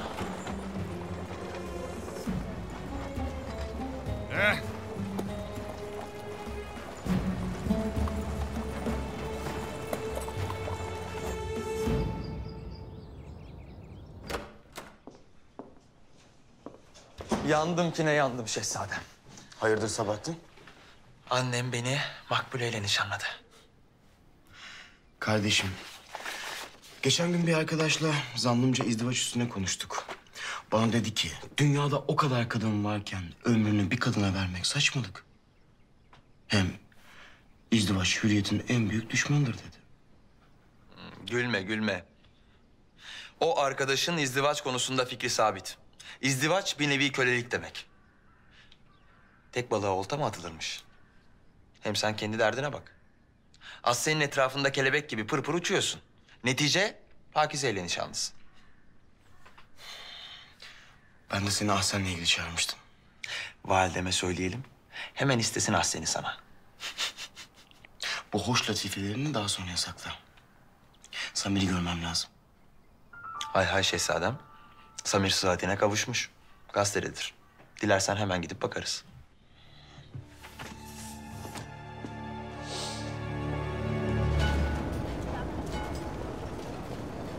İngiliz sefiri saraya teşrif etmişler. Sara Hanım için. Muhtemelen kuşlar haber vermiştir. Sara önemsiz biri değil paşam. Sefirin de kulağına gider, kraliçenin de. Lakin Abdülhamit Han eğer Sara Hanım'ı vermek istemezse değil kraliçeniz, kralınız gelse nafile olur. Doğru, bu zor bir iş. Ama Saray'ı orada öyle bırakacak değiliz değil mi? Peki Bay Herzl, bu konuda ne düşünüyorsunuz? Filistin'de yaptıklarım ayağıma dolandı. Şimdi de Osmanlı nafiyeleri biri İngiliz'i tutuklamış, İstanbul'a getiriyorlarmış. Ama bu işin bir bedeli olur. Evet, muhakkak. İngilizler bana bir bedel ödetmek isteyeceklerdir. O yüzden sarayı muhakkak kurtarmam gerekiyor. İngilizlerin bana karşı hücumlarına set çekebilecek tek kişi Sara. Bir tertibiniz var mı? Yani böyle sefirlerinizi Yıldız Sarayı'na yollamakla bir netice elde edemezsiniz. Bu sefer öyle bir tertip kurdum ki birini yanımıza çekeceğiz. Bugüne kadar kaybettiğimiz her şeyi bize geri verecek birini. Kimmiş? Parvus. Sarayı bu tutsaklıktan kurtarma karşılığında ondan Ermenileri oyuna sürmesini isteyeceğim. Ermeniler Bay Herzl. Ermeniler her tarafı dumana boğan köz gibidirler. Dikkat edelim de imparatorluğu dumana boğalım derken bizler dumanda boğulmayalım. Merak etmeyin, Parvus yanımızda olduğu sürece bize bir şey olmaz. Peki Ermenileri bu oyuna nasıl çekeceksiniz? Osmanlı Bankası'nı basacaklar paşa. Ermeniler dünyada seslerini duyuracak bir eylem yapmak isterler. Bırakalım dünyaya seslerini duyursunlar. Biz de Abdülhamit'ten kaybettiğimiz paraları bankanın kasasından geri alacağız. Nasıl? İrem kasa müdürünü öldürdü. Onun yerine sizin atadığınız biri olacak. Herhalde bu sizin için basit bir görev olsa gerek.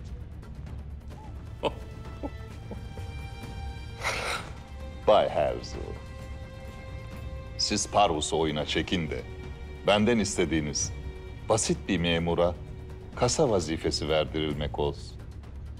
Abdülhamit bugüne kadar karşılaşmadığı bir ittifakla karşılaşacak. Osmanlı'nın şanlı paşası, yani siz. İmparatorluğun kanayan yarası Ermeniler ve ben. Âlâ.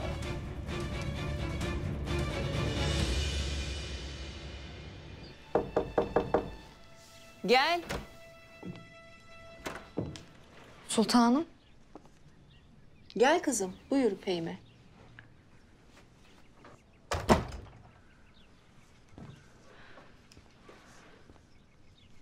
Bir mesele mi vardı? Evet sultanım. Lakin nasıl söyleyeceğimi bilmiyorum. Söyle kızım, çekinmene gerek yok. Gel otur şöyle yanıma. Gel.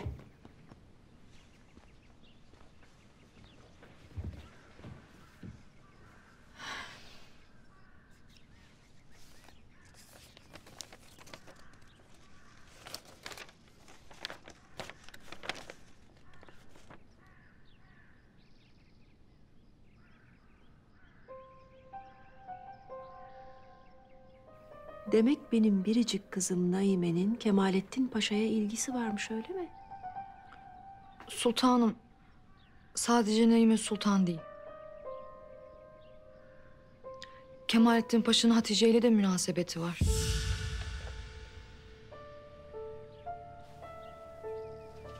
Bu paltoyu sanki bir moda mecmuasında görmüş olabilir miyim?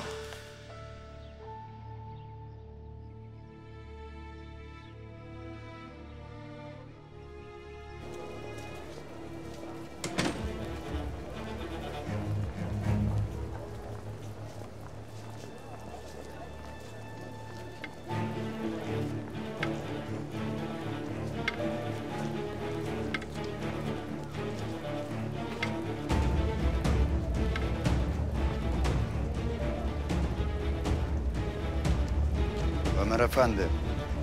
Lan! Bu sefer gözünü değil kafanı dağıtacağım. Hadi. Dağıtsana. Dağıt hadi. Bak silahımı bile çekmiyorum sana. Şimdi kaldır şu silahı. Bana bir şey olursa annen de ölür. Hiram Efendi. Aldığın her nefes, ettiğin her laf, attığın her adım bundan gayrı sana haram, bana helaldir. Name yapmayı bırak. Bırak da pazarlık yapalım. Lan sen benden iste. Ben buraya anam için dünyaları yığarım. Lakin unutma, yığdıklarımın altında kalacaksın. Merak etme, senden altında kalacağın bir şey istemiyorum. Sarayda tutuklu bir kız var. Sarah Hedaya. Sultanınla konuş. Onu verirse sen de annene kavuşursun. Lan it! Şimdi dosdoğru sultanına git. Vaziyeti anlat. 2 saat sonra buradayım. Eğer takası kabul ediyorsa ben seni bulurum.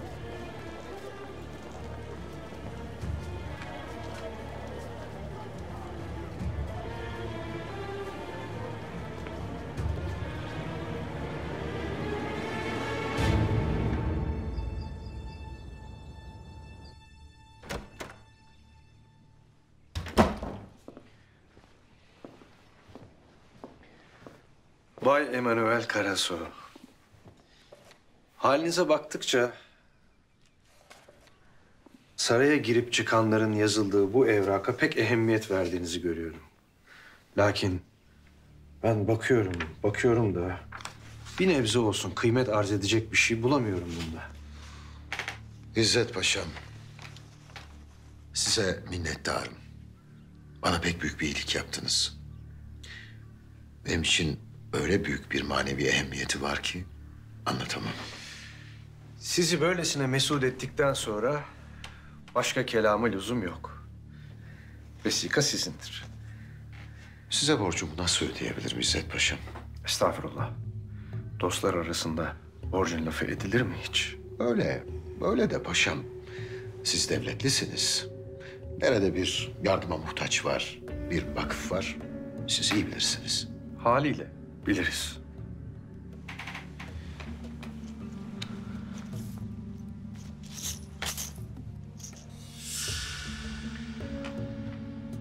Rica ederim şunu çekiniz. Buna şahit olmadığımı farz edelim. Lütfen kabul buyurun. İhtiyaç sahiplerine bunu ulaştırırsanız beni ziyadesiyle memnun edersiniz. O manadaysa mümkündür. Ziyadesiyle hayırseversiniz Bay Emanuel Karaso. Bu saatten sonra artık siz de bambaşka bir adamsınız paşam. Bir şey mi dediniz? Yok hayır. Asıl hayırsever sizsiniz dedim de.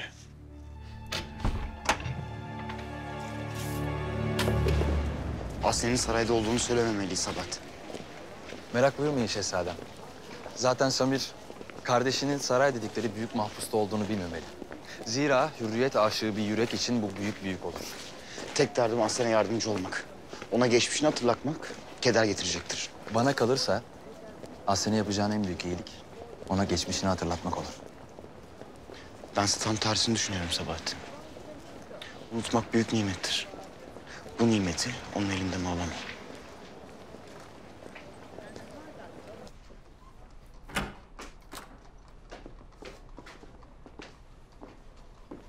Oo. Bu ne büyük şeref. Bir paşazade ve bir muharirin canına kasteden sultanın hürriyetperver şehzadesi.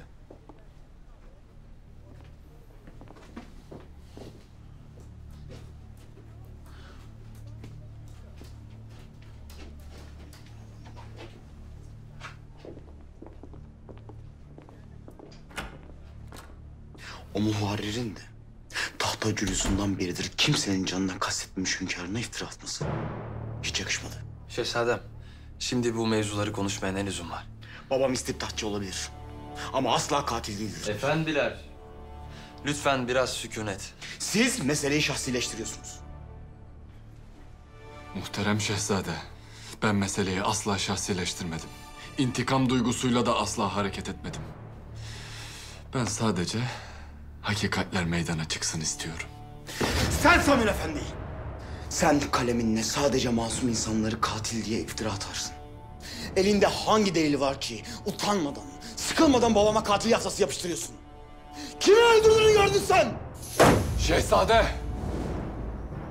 Senin baban benim babamı öldürdü.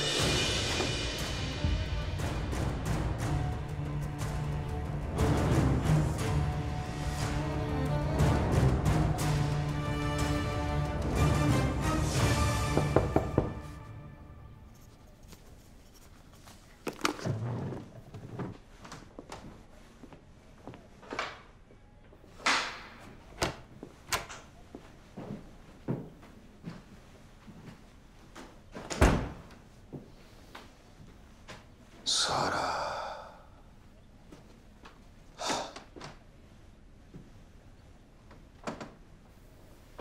Burası Sara'nın mı? Nasıl da anladın? Parfümünü hiç değiştirmemiş.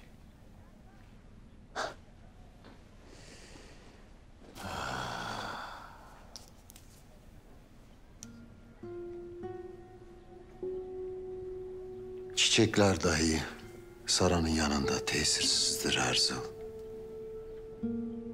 Sara'yı kurtardığımızda bu komplimanlarını ona yaparsın. Bu evrak Sara'yı kurtarmaya yetecek mi? Tek başına yetmeyecek. Yapmam gereken başka bir şey var mı? Evrakı bana vermen kafi. Bundan sonrası bana ait.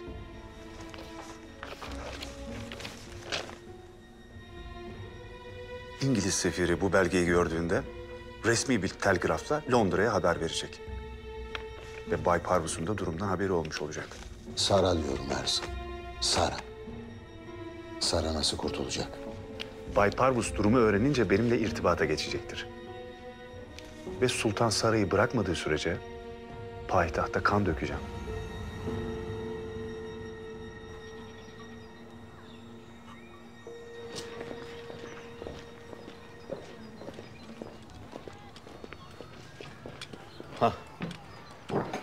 Ne yaptın kardeş? Var mı bir haber? Var. Paşanın peşindeyken Hiramiti çıktı karşıma. Asiye teyze? Asiye teyze neredeymiş? Bilmiyorum Yusuf. Namussuz takas teklif ediyor. Sarayda mahpus bir kadın mı ne varmış? Onu getir, anneni al diyor. Ne duruyorsun o zaman burada Ömer'im? Kalkıp gitsene saraya. Öyle olmuyor işte ağam. Ben şimdi nasıl böyle bir şey isterim sultandan? Kadın kimdir? Neyin nesidir? Bu sefil bu kadını istiyorsa bu kadın şeytandır ağam. Devletin, milletin düşmanıdır. Hünkâr da melek gibi Asiye annemizi bir şeytana değişecek değil herhalde. Koca devletin yükü hünkârın omuzlarında. Bir de biz mi yük olalım? Hem bu kadını sarayda tutuyorsa devletin, milletin istikbali için tutuyordur. Bana nasıl versin kadını? Hükümdarımızın feraseti, siyaseti, dirayeti olmadan çözülecek bir düğüm değil bu. Var git Ömer'im.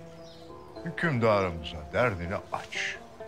Bu işin bir hal çaresi varsa da hükümdarımız bilir. Sen söylemekle vazifelisin. O ne yapacağını bilir. Doğru dersin ağam. Doğru dersin.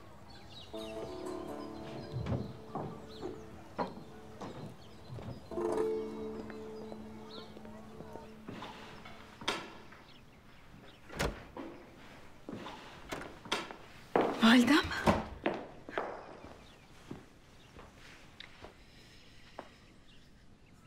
Bunu... Siz bunu nereden buldunuz? Çok mahcubum validem. Kalemim gammazlık edip istemediğim şeyler yazdı. Gel şöyle.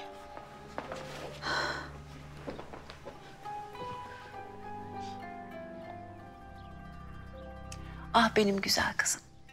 Sen niye mahcubiyet hissedersin ki? Çöl seyyahı gibi daima susuzluk hissediyorum validem. Gözümün nuru. Sen Osmanlı hükümdarının biricik göz bebeği kızısın. Senin birine alakanı göstermene gerek var mıdır ki? Yok mu? Yoktur elbette. Sen istedikten sonra seni kim geri çevirebilir? Sen aşkın esiri değil, aşkın emiri olmalısın. Lisan-ı münasip ile validen her işi halledeceksen merak etme.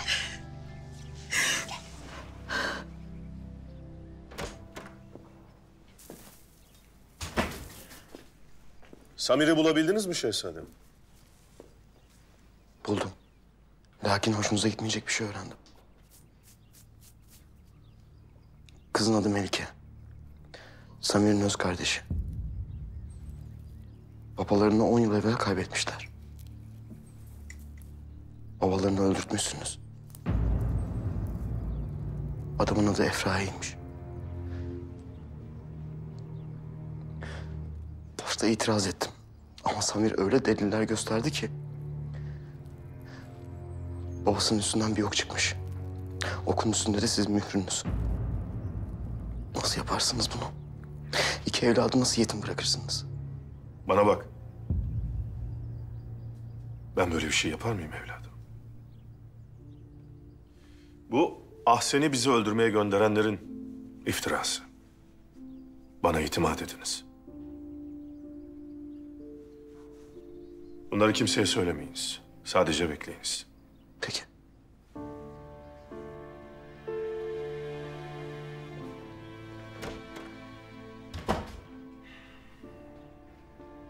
Hünkâr, şu Samir'i alıp gelelim.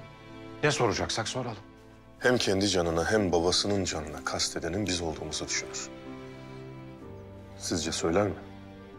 Hünkârım, size bu iftirayı atanlar mahşer günü utançtan yüzlerini kaldıramayacaklar.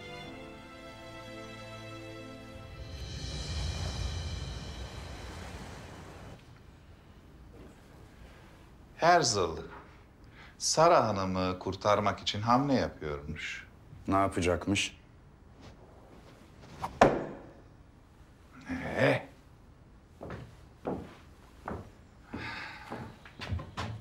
Nişancılığımızı kaybetmişiz.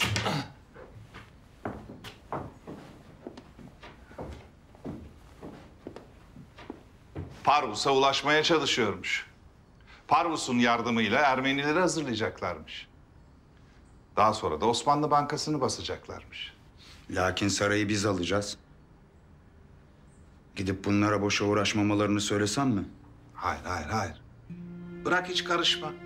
Ermenileri tertip etsinler. Bırak bizim yerimize işi Herzl yapsın.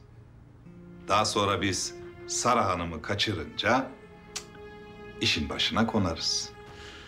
Bu işi biz başarırsak paşa, Parvus'un gözdesi oluruz. Herzl'dan kurtuluruz, kimse de önümüzde duramaz. Ömer sana bayağı iyilik yapmış. Tek göz kapalı olunca nişan almak da kolay oluyor. Belli oluyor. Gayet de belli oluyor.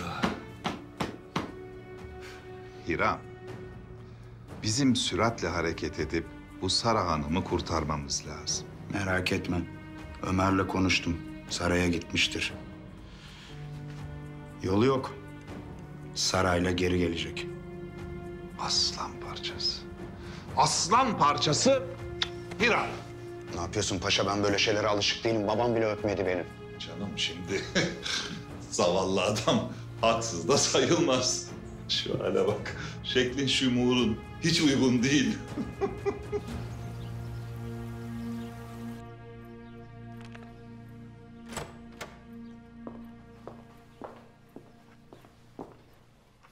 Hünkârım, Ömer Efendi. Huzura kabullerini isterler. Mühimmiş. Buyursunlar.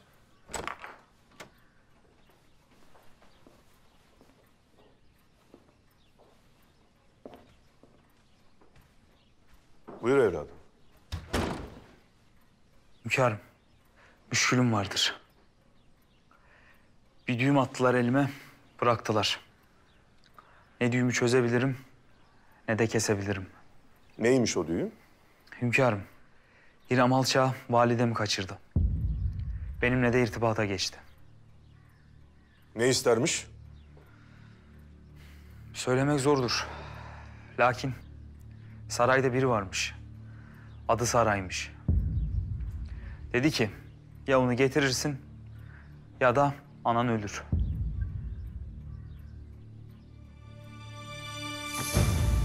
Kalleşliğin hududunu çoktan aşmış.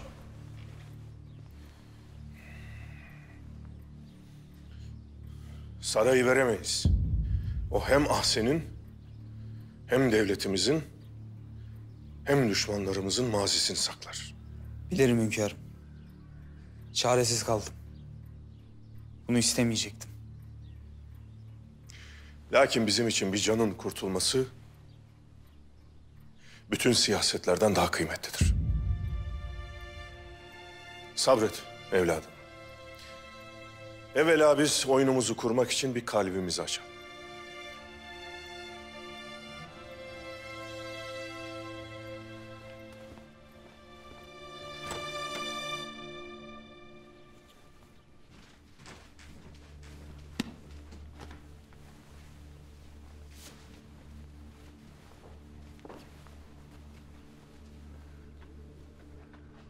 Hayırdır Seniha Sultan? Misafirleriniz var galiba. Hanımlar hekim. Müstakbel gelinimizi bir de biz tetkik ettirelim istedik. Malum hangi şartlarda, nasıl bir hastanede bakıldığını dahi bilemedik. Seniha Sultan, sizi hiç anlamıyorum. Diyelim ki bu kızı aldınız hareminize ve susturdunuz. Vicdanınızı nasıl susturacaksınız? Gelin bu işten vazgeçin. Çok pişman olacaksınız. Pidar kadın. İnsanları vicdanla tehdit eden ekseriyetle vicdansızlardır. Ben vicdanlıyım ki Makbule kızımızı kendime gelin ediyorum ve siz bunu istemiyorsunuz. Esas ben büyük bir merak içindeyim. Acaba hangimizin vicdanı susmayacak?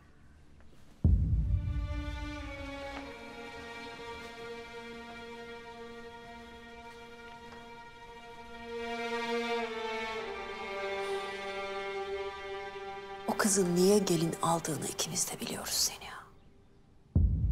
Allah hayye, Allah, Allah hayye, Allah, Allah hayye, Allah, Allah hayye.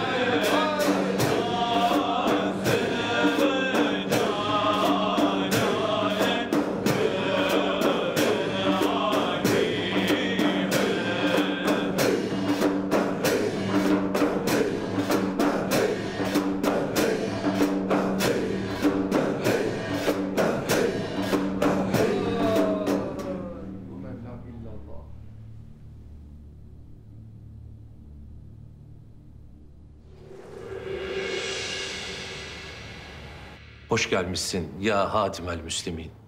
Hoş bulduk efendim. Gönlümüzün huzuru yoktur.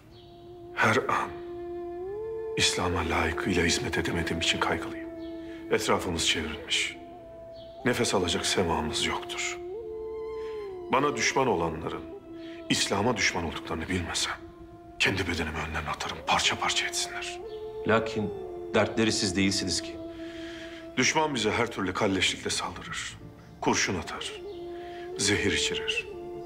Kadınlarımızı kaçırır. Milletimize musallat olur. Kendi masum inananlarını bile kalleşçe katletmeye meyilliler. Lakin biz onlarla savaşta zalim olmaktan korkarız efendim. Nasıl güç yetireceğiz? Nasıl karşı duracağız? Cesaret, şecaat tamam. Buna sözümüz yok. Lakin harp hiledir. Temkin asla elden bırakılmamalı. Onların kumpaslarına kurduğumuz düzenle karşı gelmeli. Hem de en güzel şekilde. Kelamullah'ta Cenab-ı Hak böyle buyurmakta. Böyle emretmekte. Fevri davranmamalı. Temkin asla elden bırakılmamalı. Ey halife, tüm İslam aleminin emniyet ve selamet kapısısın. Bu kapı kırılmamalı. Asla çöküntüye zebun olmamalı. Bunlara sebep olacak her türlü ahvalden uzak durulmalı. Ümitsizliğe sevk olunmamalı. Açe'deki mağdur, Afrika'daki mazlum, Hindistan'daki, Türkmenistan'daki kardeş ve dindaşlarımız sizi gözler. Alemlerin Rabbi Allah Celle Celaluhu ve alemlere rahmet gönderdiği Efendimiz sallallahu aleyhi ve sellem bizi izlemekte. Velhasıl ümitsizliği, huzursuzluğu, vesveseyi bir kenara at. Emrolunduğun gibi dosdoğru ol. Siz tökezlerseniz amel zayıflar hünkârım. Amel zayıflarsa emel söner. Emel sönerse sancak düşer. Biz amelden mesulüz hünkârım. Bize düşen yanmaktır. Size düşen yanmak hem de yakmak.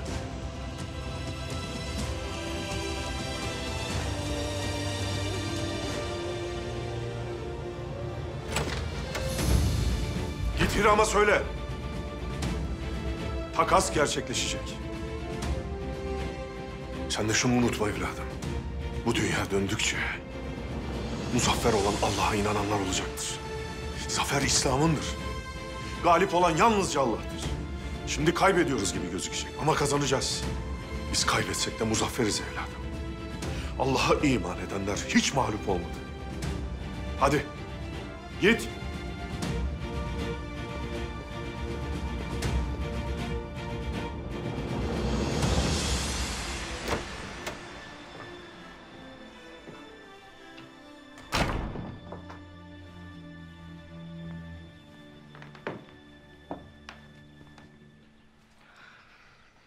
Üzülür müsün hala?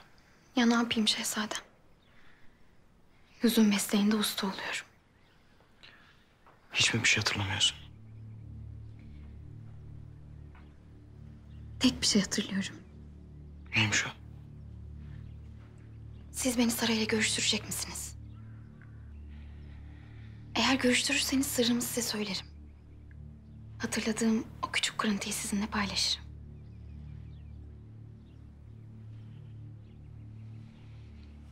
Tamam. Görüştüreceğim sizi. Bir cenaze hatırlıyorum. Babam ölmüş. Ben de tabutun altında ezilmişim.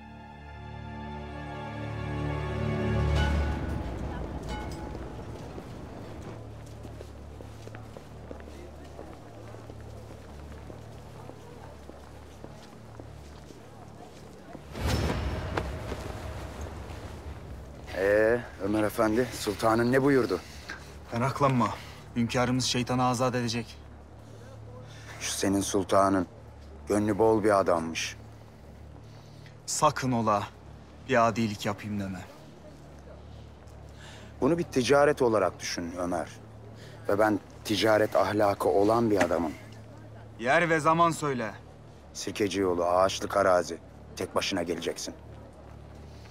Eğer bir hainlik yaparsan aldığın her nefesi Azrail'den veresiye alacaksın. Bu şehirde hava yavaş yavaş tükeniyor Ömer. İkimize yetmez. Ve ben bu şehirde kalmaya niyetliyim.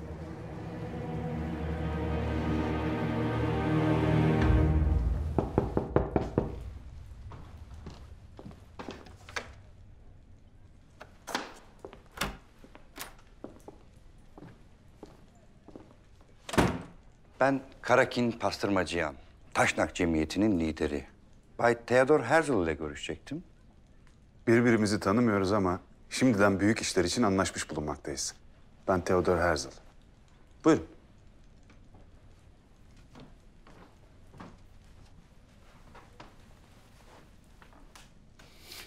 Biz senelerdir Bay Parvus'tan yardım bekledik. Bunu bize sağladığınız için size minnettarım. Aynı emeller uğruna mücadele ediyoruz. Lakin sizinle daha önce tanışmamış olmamızdan esef duydum. Gün bugünmüş Bay Pastırmacı. Size hakikaten müteşekkirim. Bay Parvus, payitahttaki Ermeni teşkilatlara silah yığma sözü verdi. Evet. Silahlar Akdeniz'den yola çıktı. Gelin. Gelin.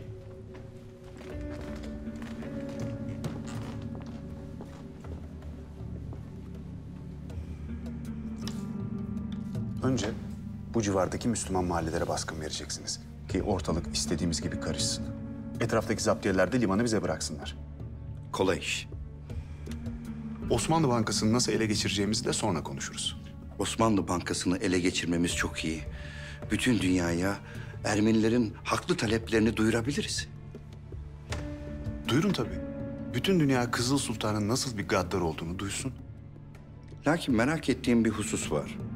Siz bir Yahudisiniz. Neden Ermenilerin faydasına bir iş yapıyorsunuz? Bir Yahudi sadece kendi faydasına iş yapar. Bay Pastırmacı. Bu sadece bir iş. Kimin yararına olacağını işin sonunda göreceğiz.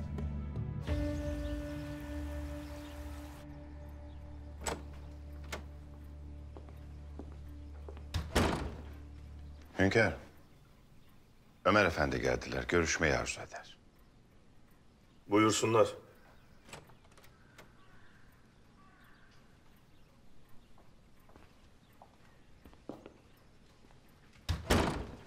Anlat evladım. Hünkârım, Hiram'la konuştum. Bu gece kadını Sirkeci yolundaki ağaçlığa getirmemi söyledi. Takas orada olacak. Sarayı bırakacağız. Annene kavuşacaksın. Endişe etme evladım. Hünkârım, siz de derdimizle dertlendirdik.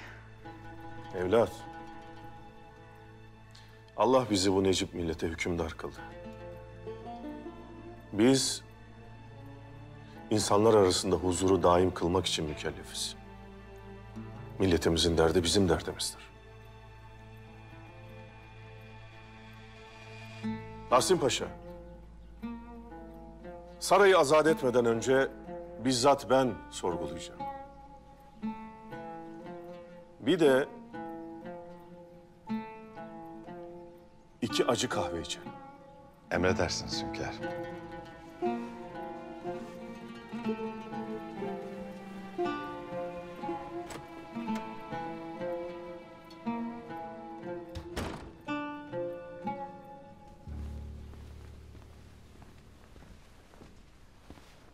Sen bekle.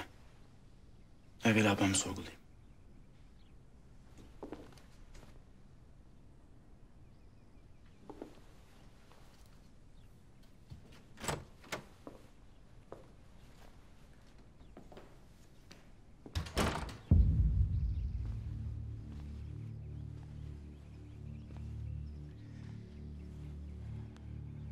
Kendimi takdim edeyim. Abdülkadir. Şehzade Abdülkadir. Dümenden hesabına para yolladığınız Mehmet Paşa da dayım olur. Bu kadar çok mühim ziyaretçim olacağını bilseydim çok daha önce gelirdim buraya. Şşş.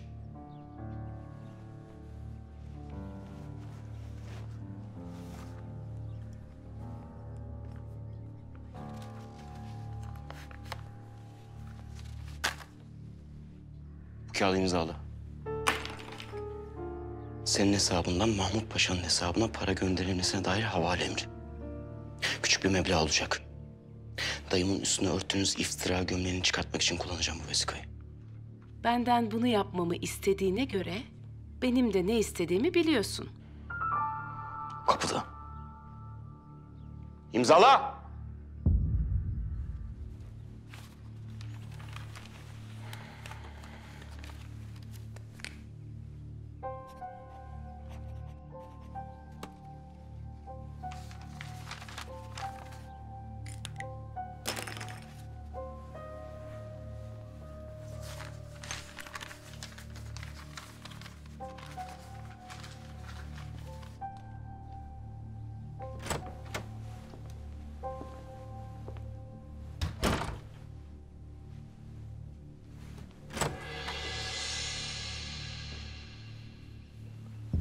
Melike.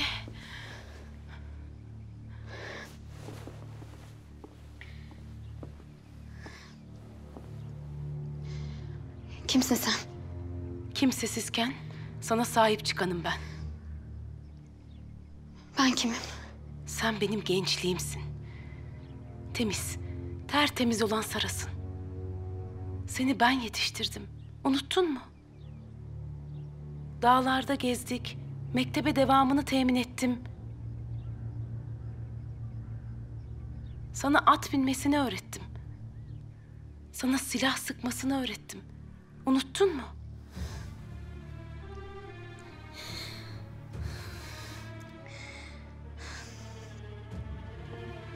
Neden? Neden öğrettin bütün bunları bana? Babanın intikamını al diye. Babam? Hani babanı kanlar içinde yerde yatarken bulmuştun. Baban sana bir şeyler söylemek ister gibiydi.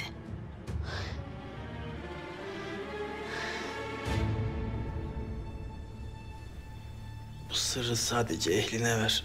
Baba, babacığım.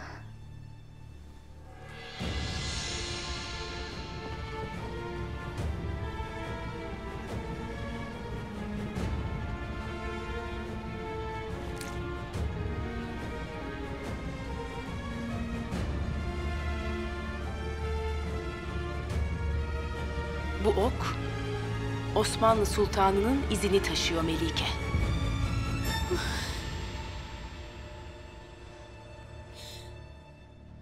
Babanı öldüren o ok, sadece Abdülhamit'in adamlarının kullandığı cinstendi. Okun temreninde sultanın mührü vardı. Şimdi intikamı için yaşadığın babanı hatırladın mı? Hala hatırlamadıysan git babanı öldürten Abdülhamit'e sor.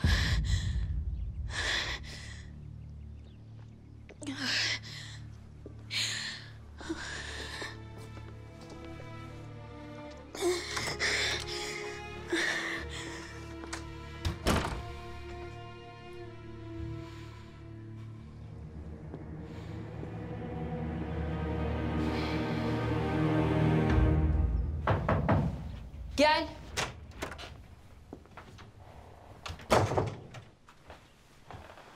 Validem buyurun. Dayımın kurtuluş vesikası.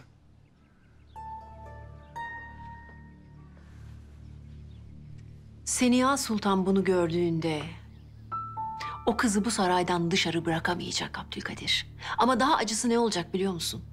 Sultan Murat'a yazdığı mektubu hünkârımız öğrenecek. Tek bir arzum var validem. Mahmut Paşa da, ailesi de huzurumuzdan ellerini çeksinler. O da olacak şehzadem. O da olacak.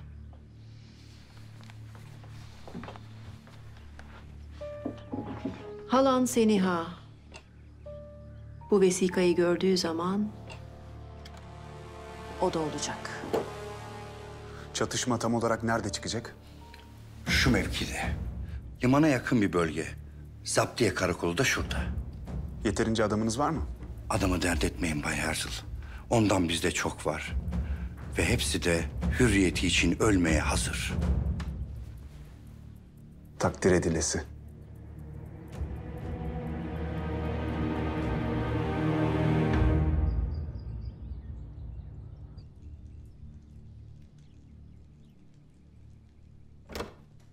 Destur!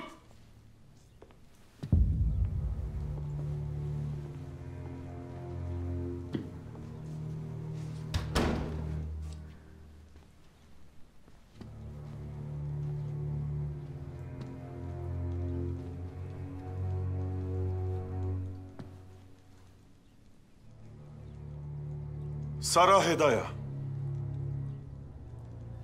Buyurun.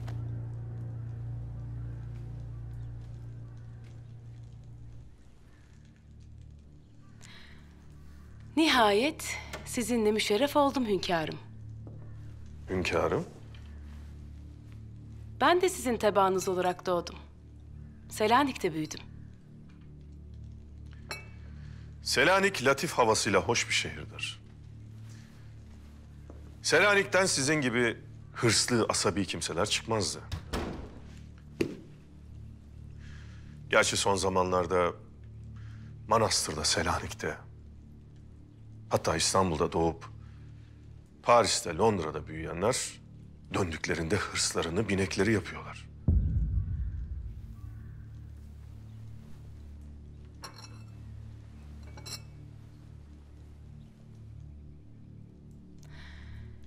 Yeni dünyanın nizam koyucuları sizin değişebileceğinize inansalar, onlar gibi olacağınıza inansalar, sizi yanlarında görmeyi çok isterler.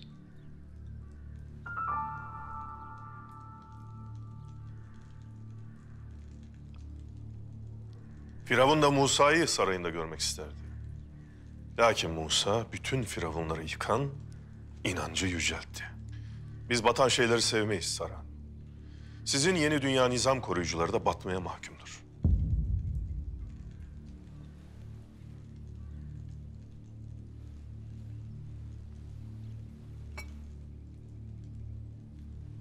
Serbestsiniz.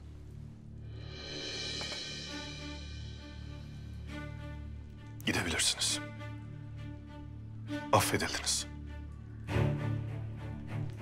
Buyurun.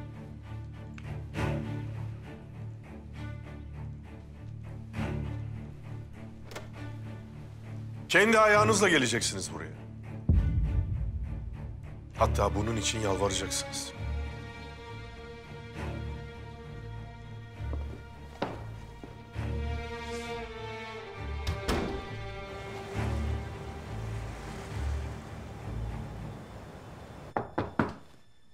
Gel. Sultanım. Söyle Zülfet. Seniha Sultan. Kızımız Makbule'yi götürüyor. Nasıl olur? Hekimler müsaade etmişler. Kızın seyahat etmesine mani bir şey yok demişler. Size haber vermek istedim. İyi yaptın.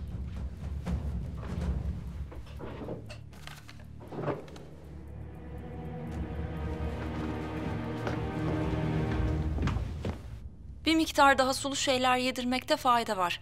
Ateşi çıktığı vakit yapılacakları biliyorsunuz. Siz hiç merak etmeyin.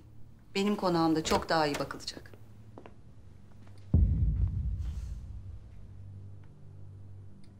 Makbule kızımızın seyahat etmesinin zor olduğunu size söylemediler mi?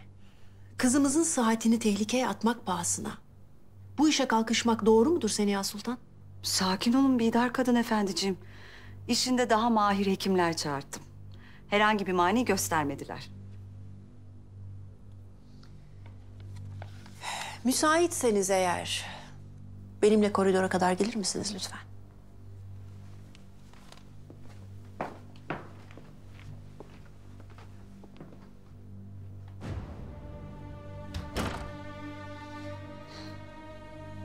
Seniha Sultan.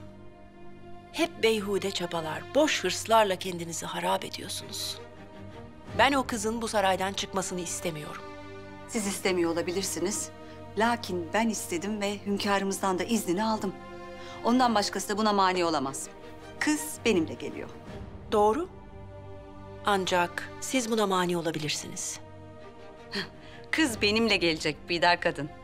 Makbule hepimiz için bu kadar mühimken onu burada bırakamam. Bırakırsınız bence Seniha Sultan. Nedir bu? Mehmet Paşa için kurduğunuz kumpasın aynısı. Sara Hedaya'nın şahsi hesabından kocanızın hesabına para geçirilmesi için Sara Hedaya'nın bizzat emir arzı.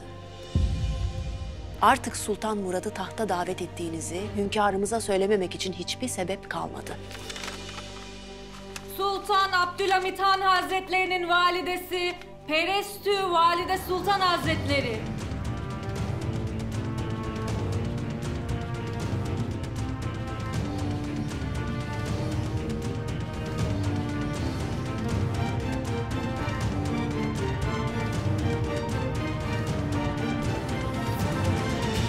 Duydum ki evladımın huzurunu, saadetini, sevincini bozmak isteyen birileri çıkarmış. Duydum ki uyuyan bir kız varmış da herkes onun ne diyeceğini merak edermiş.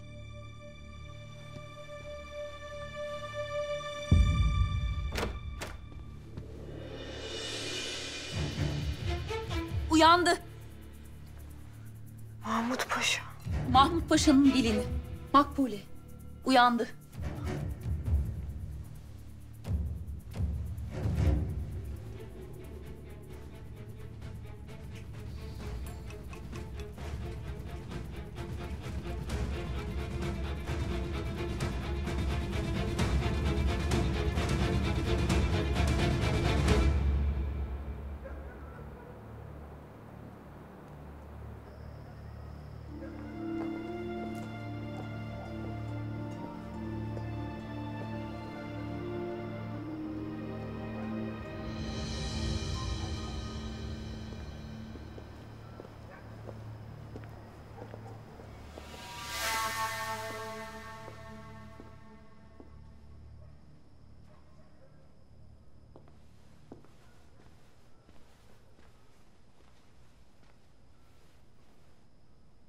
Babam Sara Hanım'ı bırakıyor.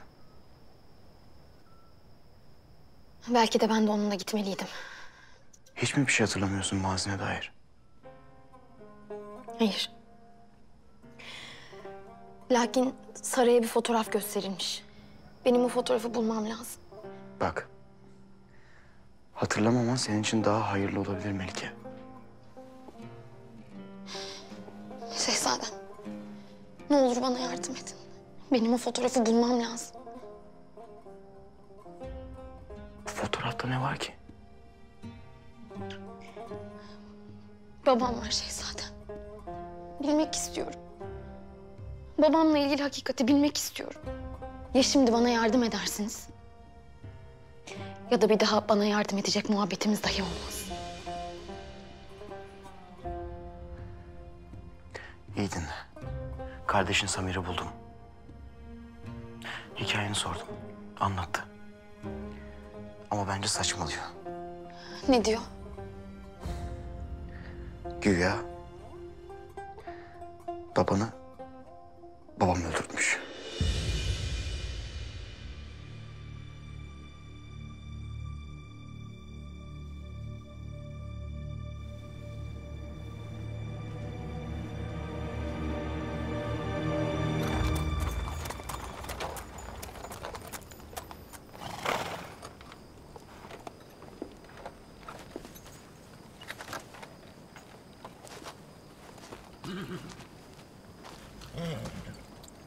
Anneni özledin mi? Anamı getir. Önce Sara. Anamı getir. Bak, bu iş böyle uzar gider. Anladın mı? Çok vaktin yok. Sara'yı getir, anneni gör.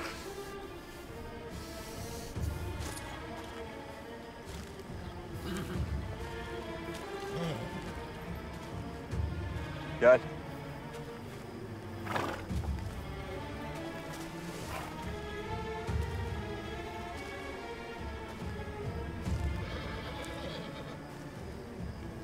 Annem nerede lan şerefsiz?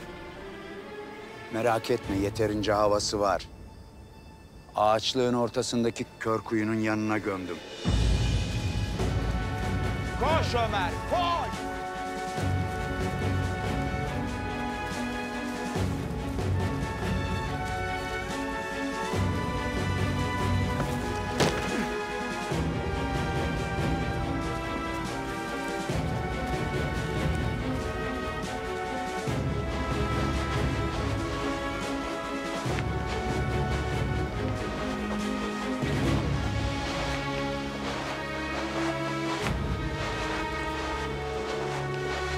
Sen iyi misin Sara?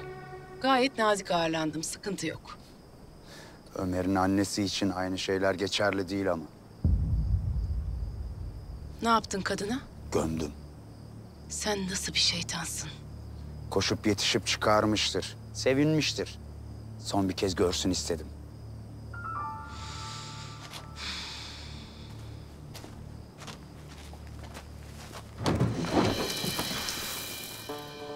Anam. Ömer. Anam. Ömer'im. Anam. Anam. Anam.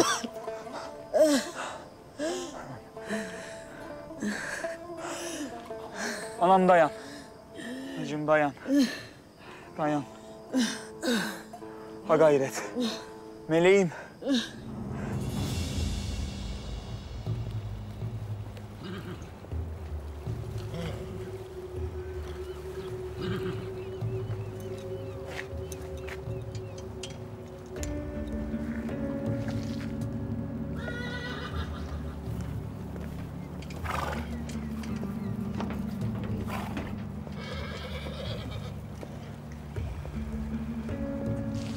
Asayiş merhaba, asayiş merhaba.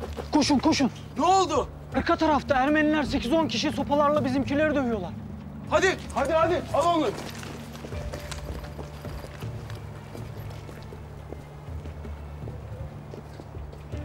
Çatışma dediğin bu muydu? Sopalarla mı hadise çıkaracaksınız? Neticede bütün zaptiyeler gitti. Hem silahlarımız olsa sizinle burada işimiz ne? Gider istediğimizi yapar, büyük nümayişimizi başlatırdık.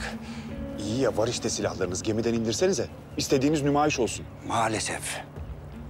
Silahlar gelmemiş mi? Geldi. Lakin gemiden indiremiyoruz. Nasıl indiremiyorsunuz? Teftiş var.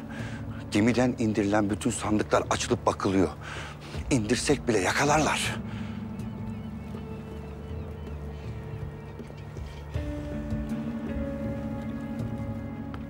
O silahlar benim. Ve onları almanın bir yolunu bulacağım Karakin. Siz dökülecek kanı hesaplayın.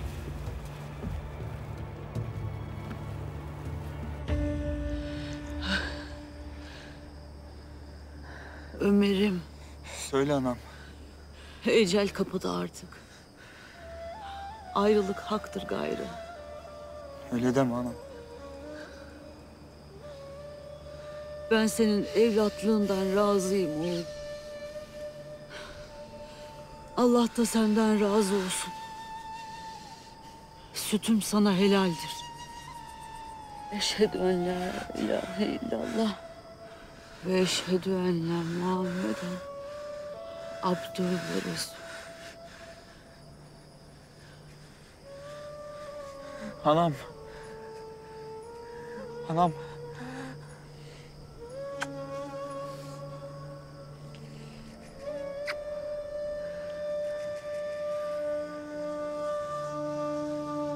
Ya Allah!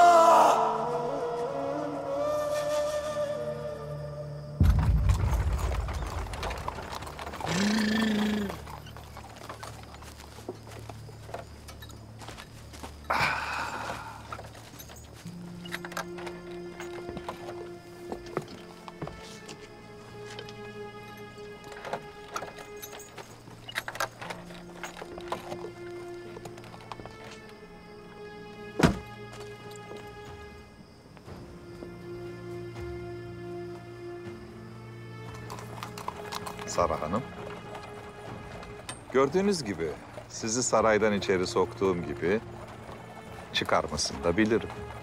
Eğer bir daha sahte de olsa benim boynuma yapışırsanız...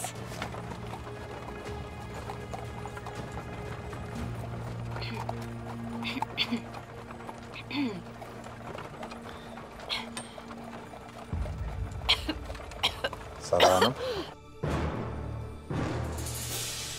Kendi ayağınızla geleceksiniz buraya. Hatta bunun için yalvaracaksınız. Sara Hanım. Sara Hanım.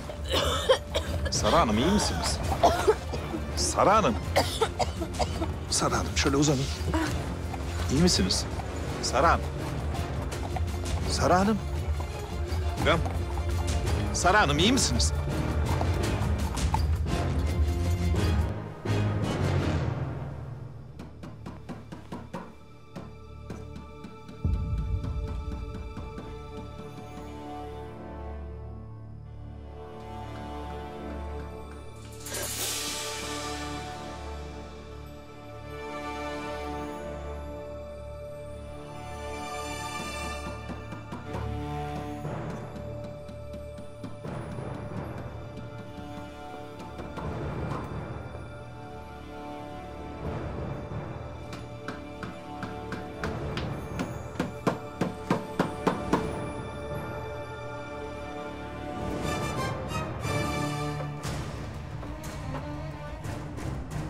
Babanı Abdülhamit öldürttü.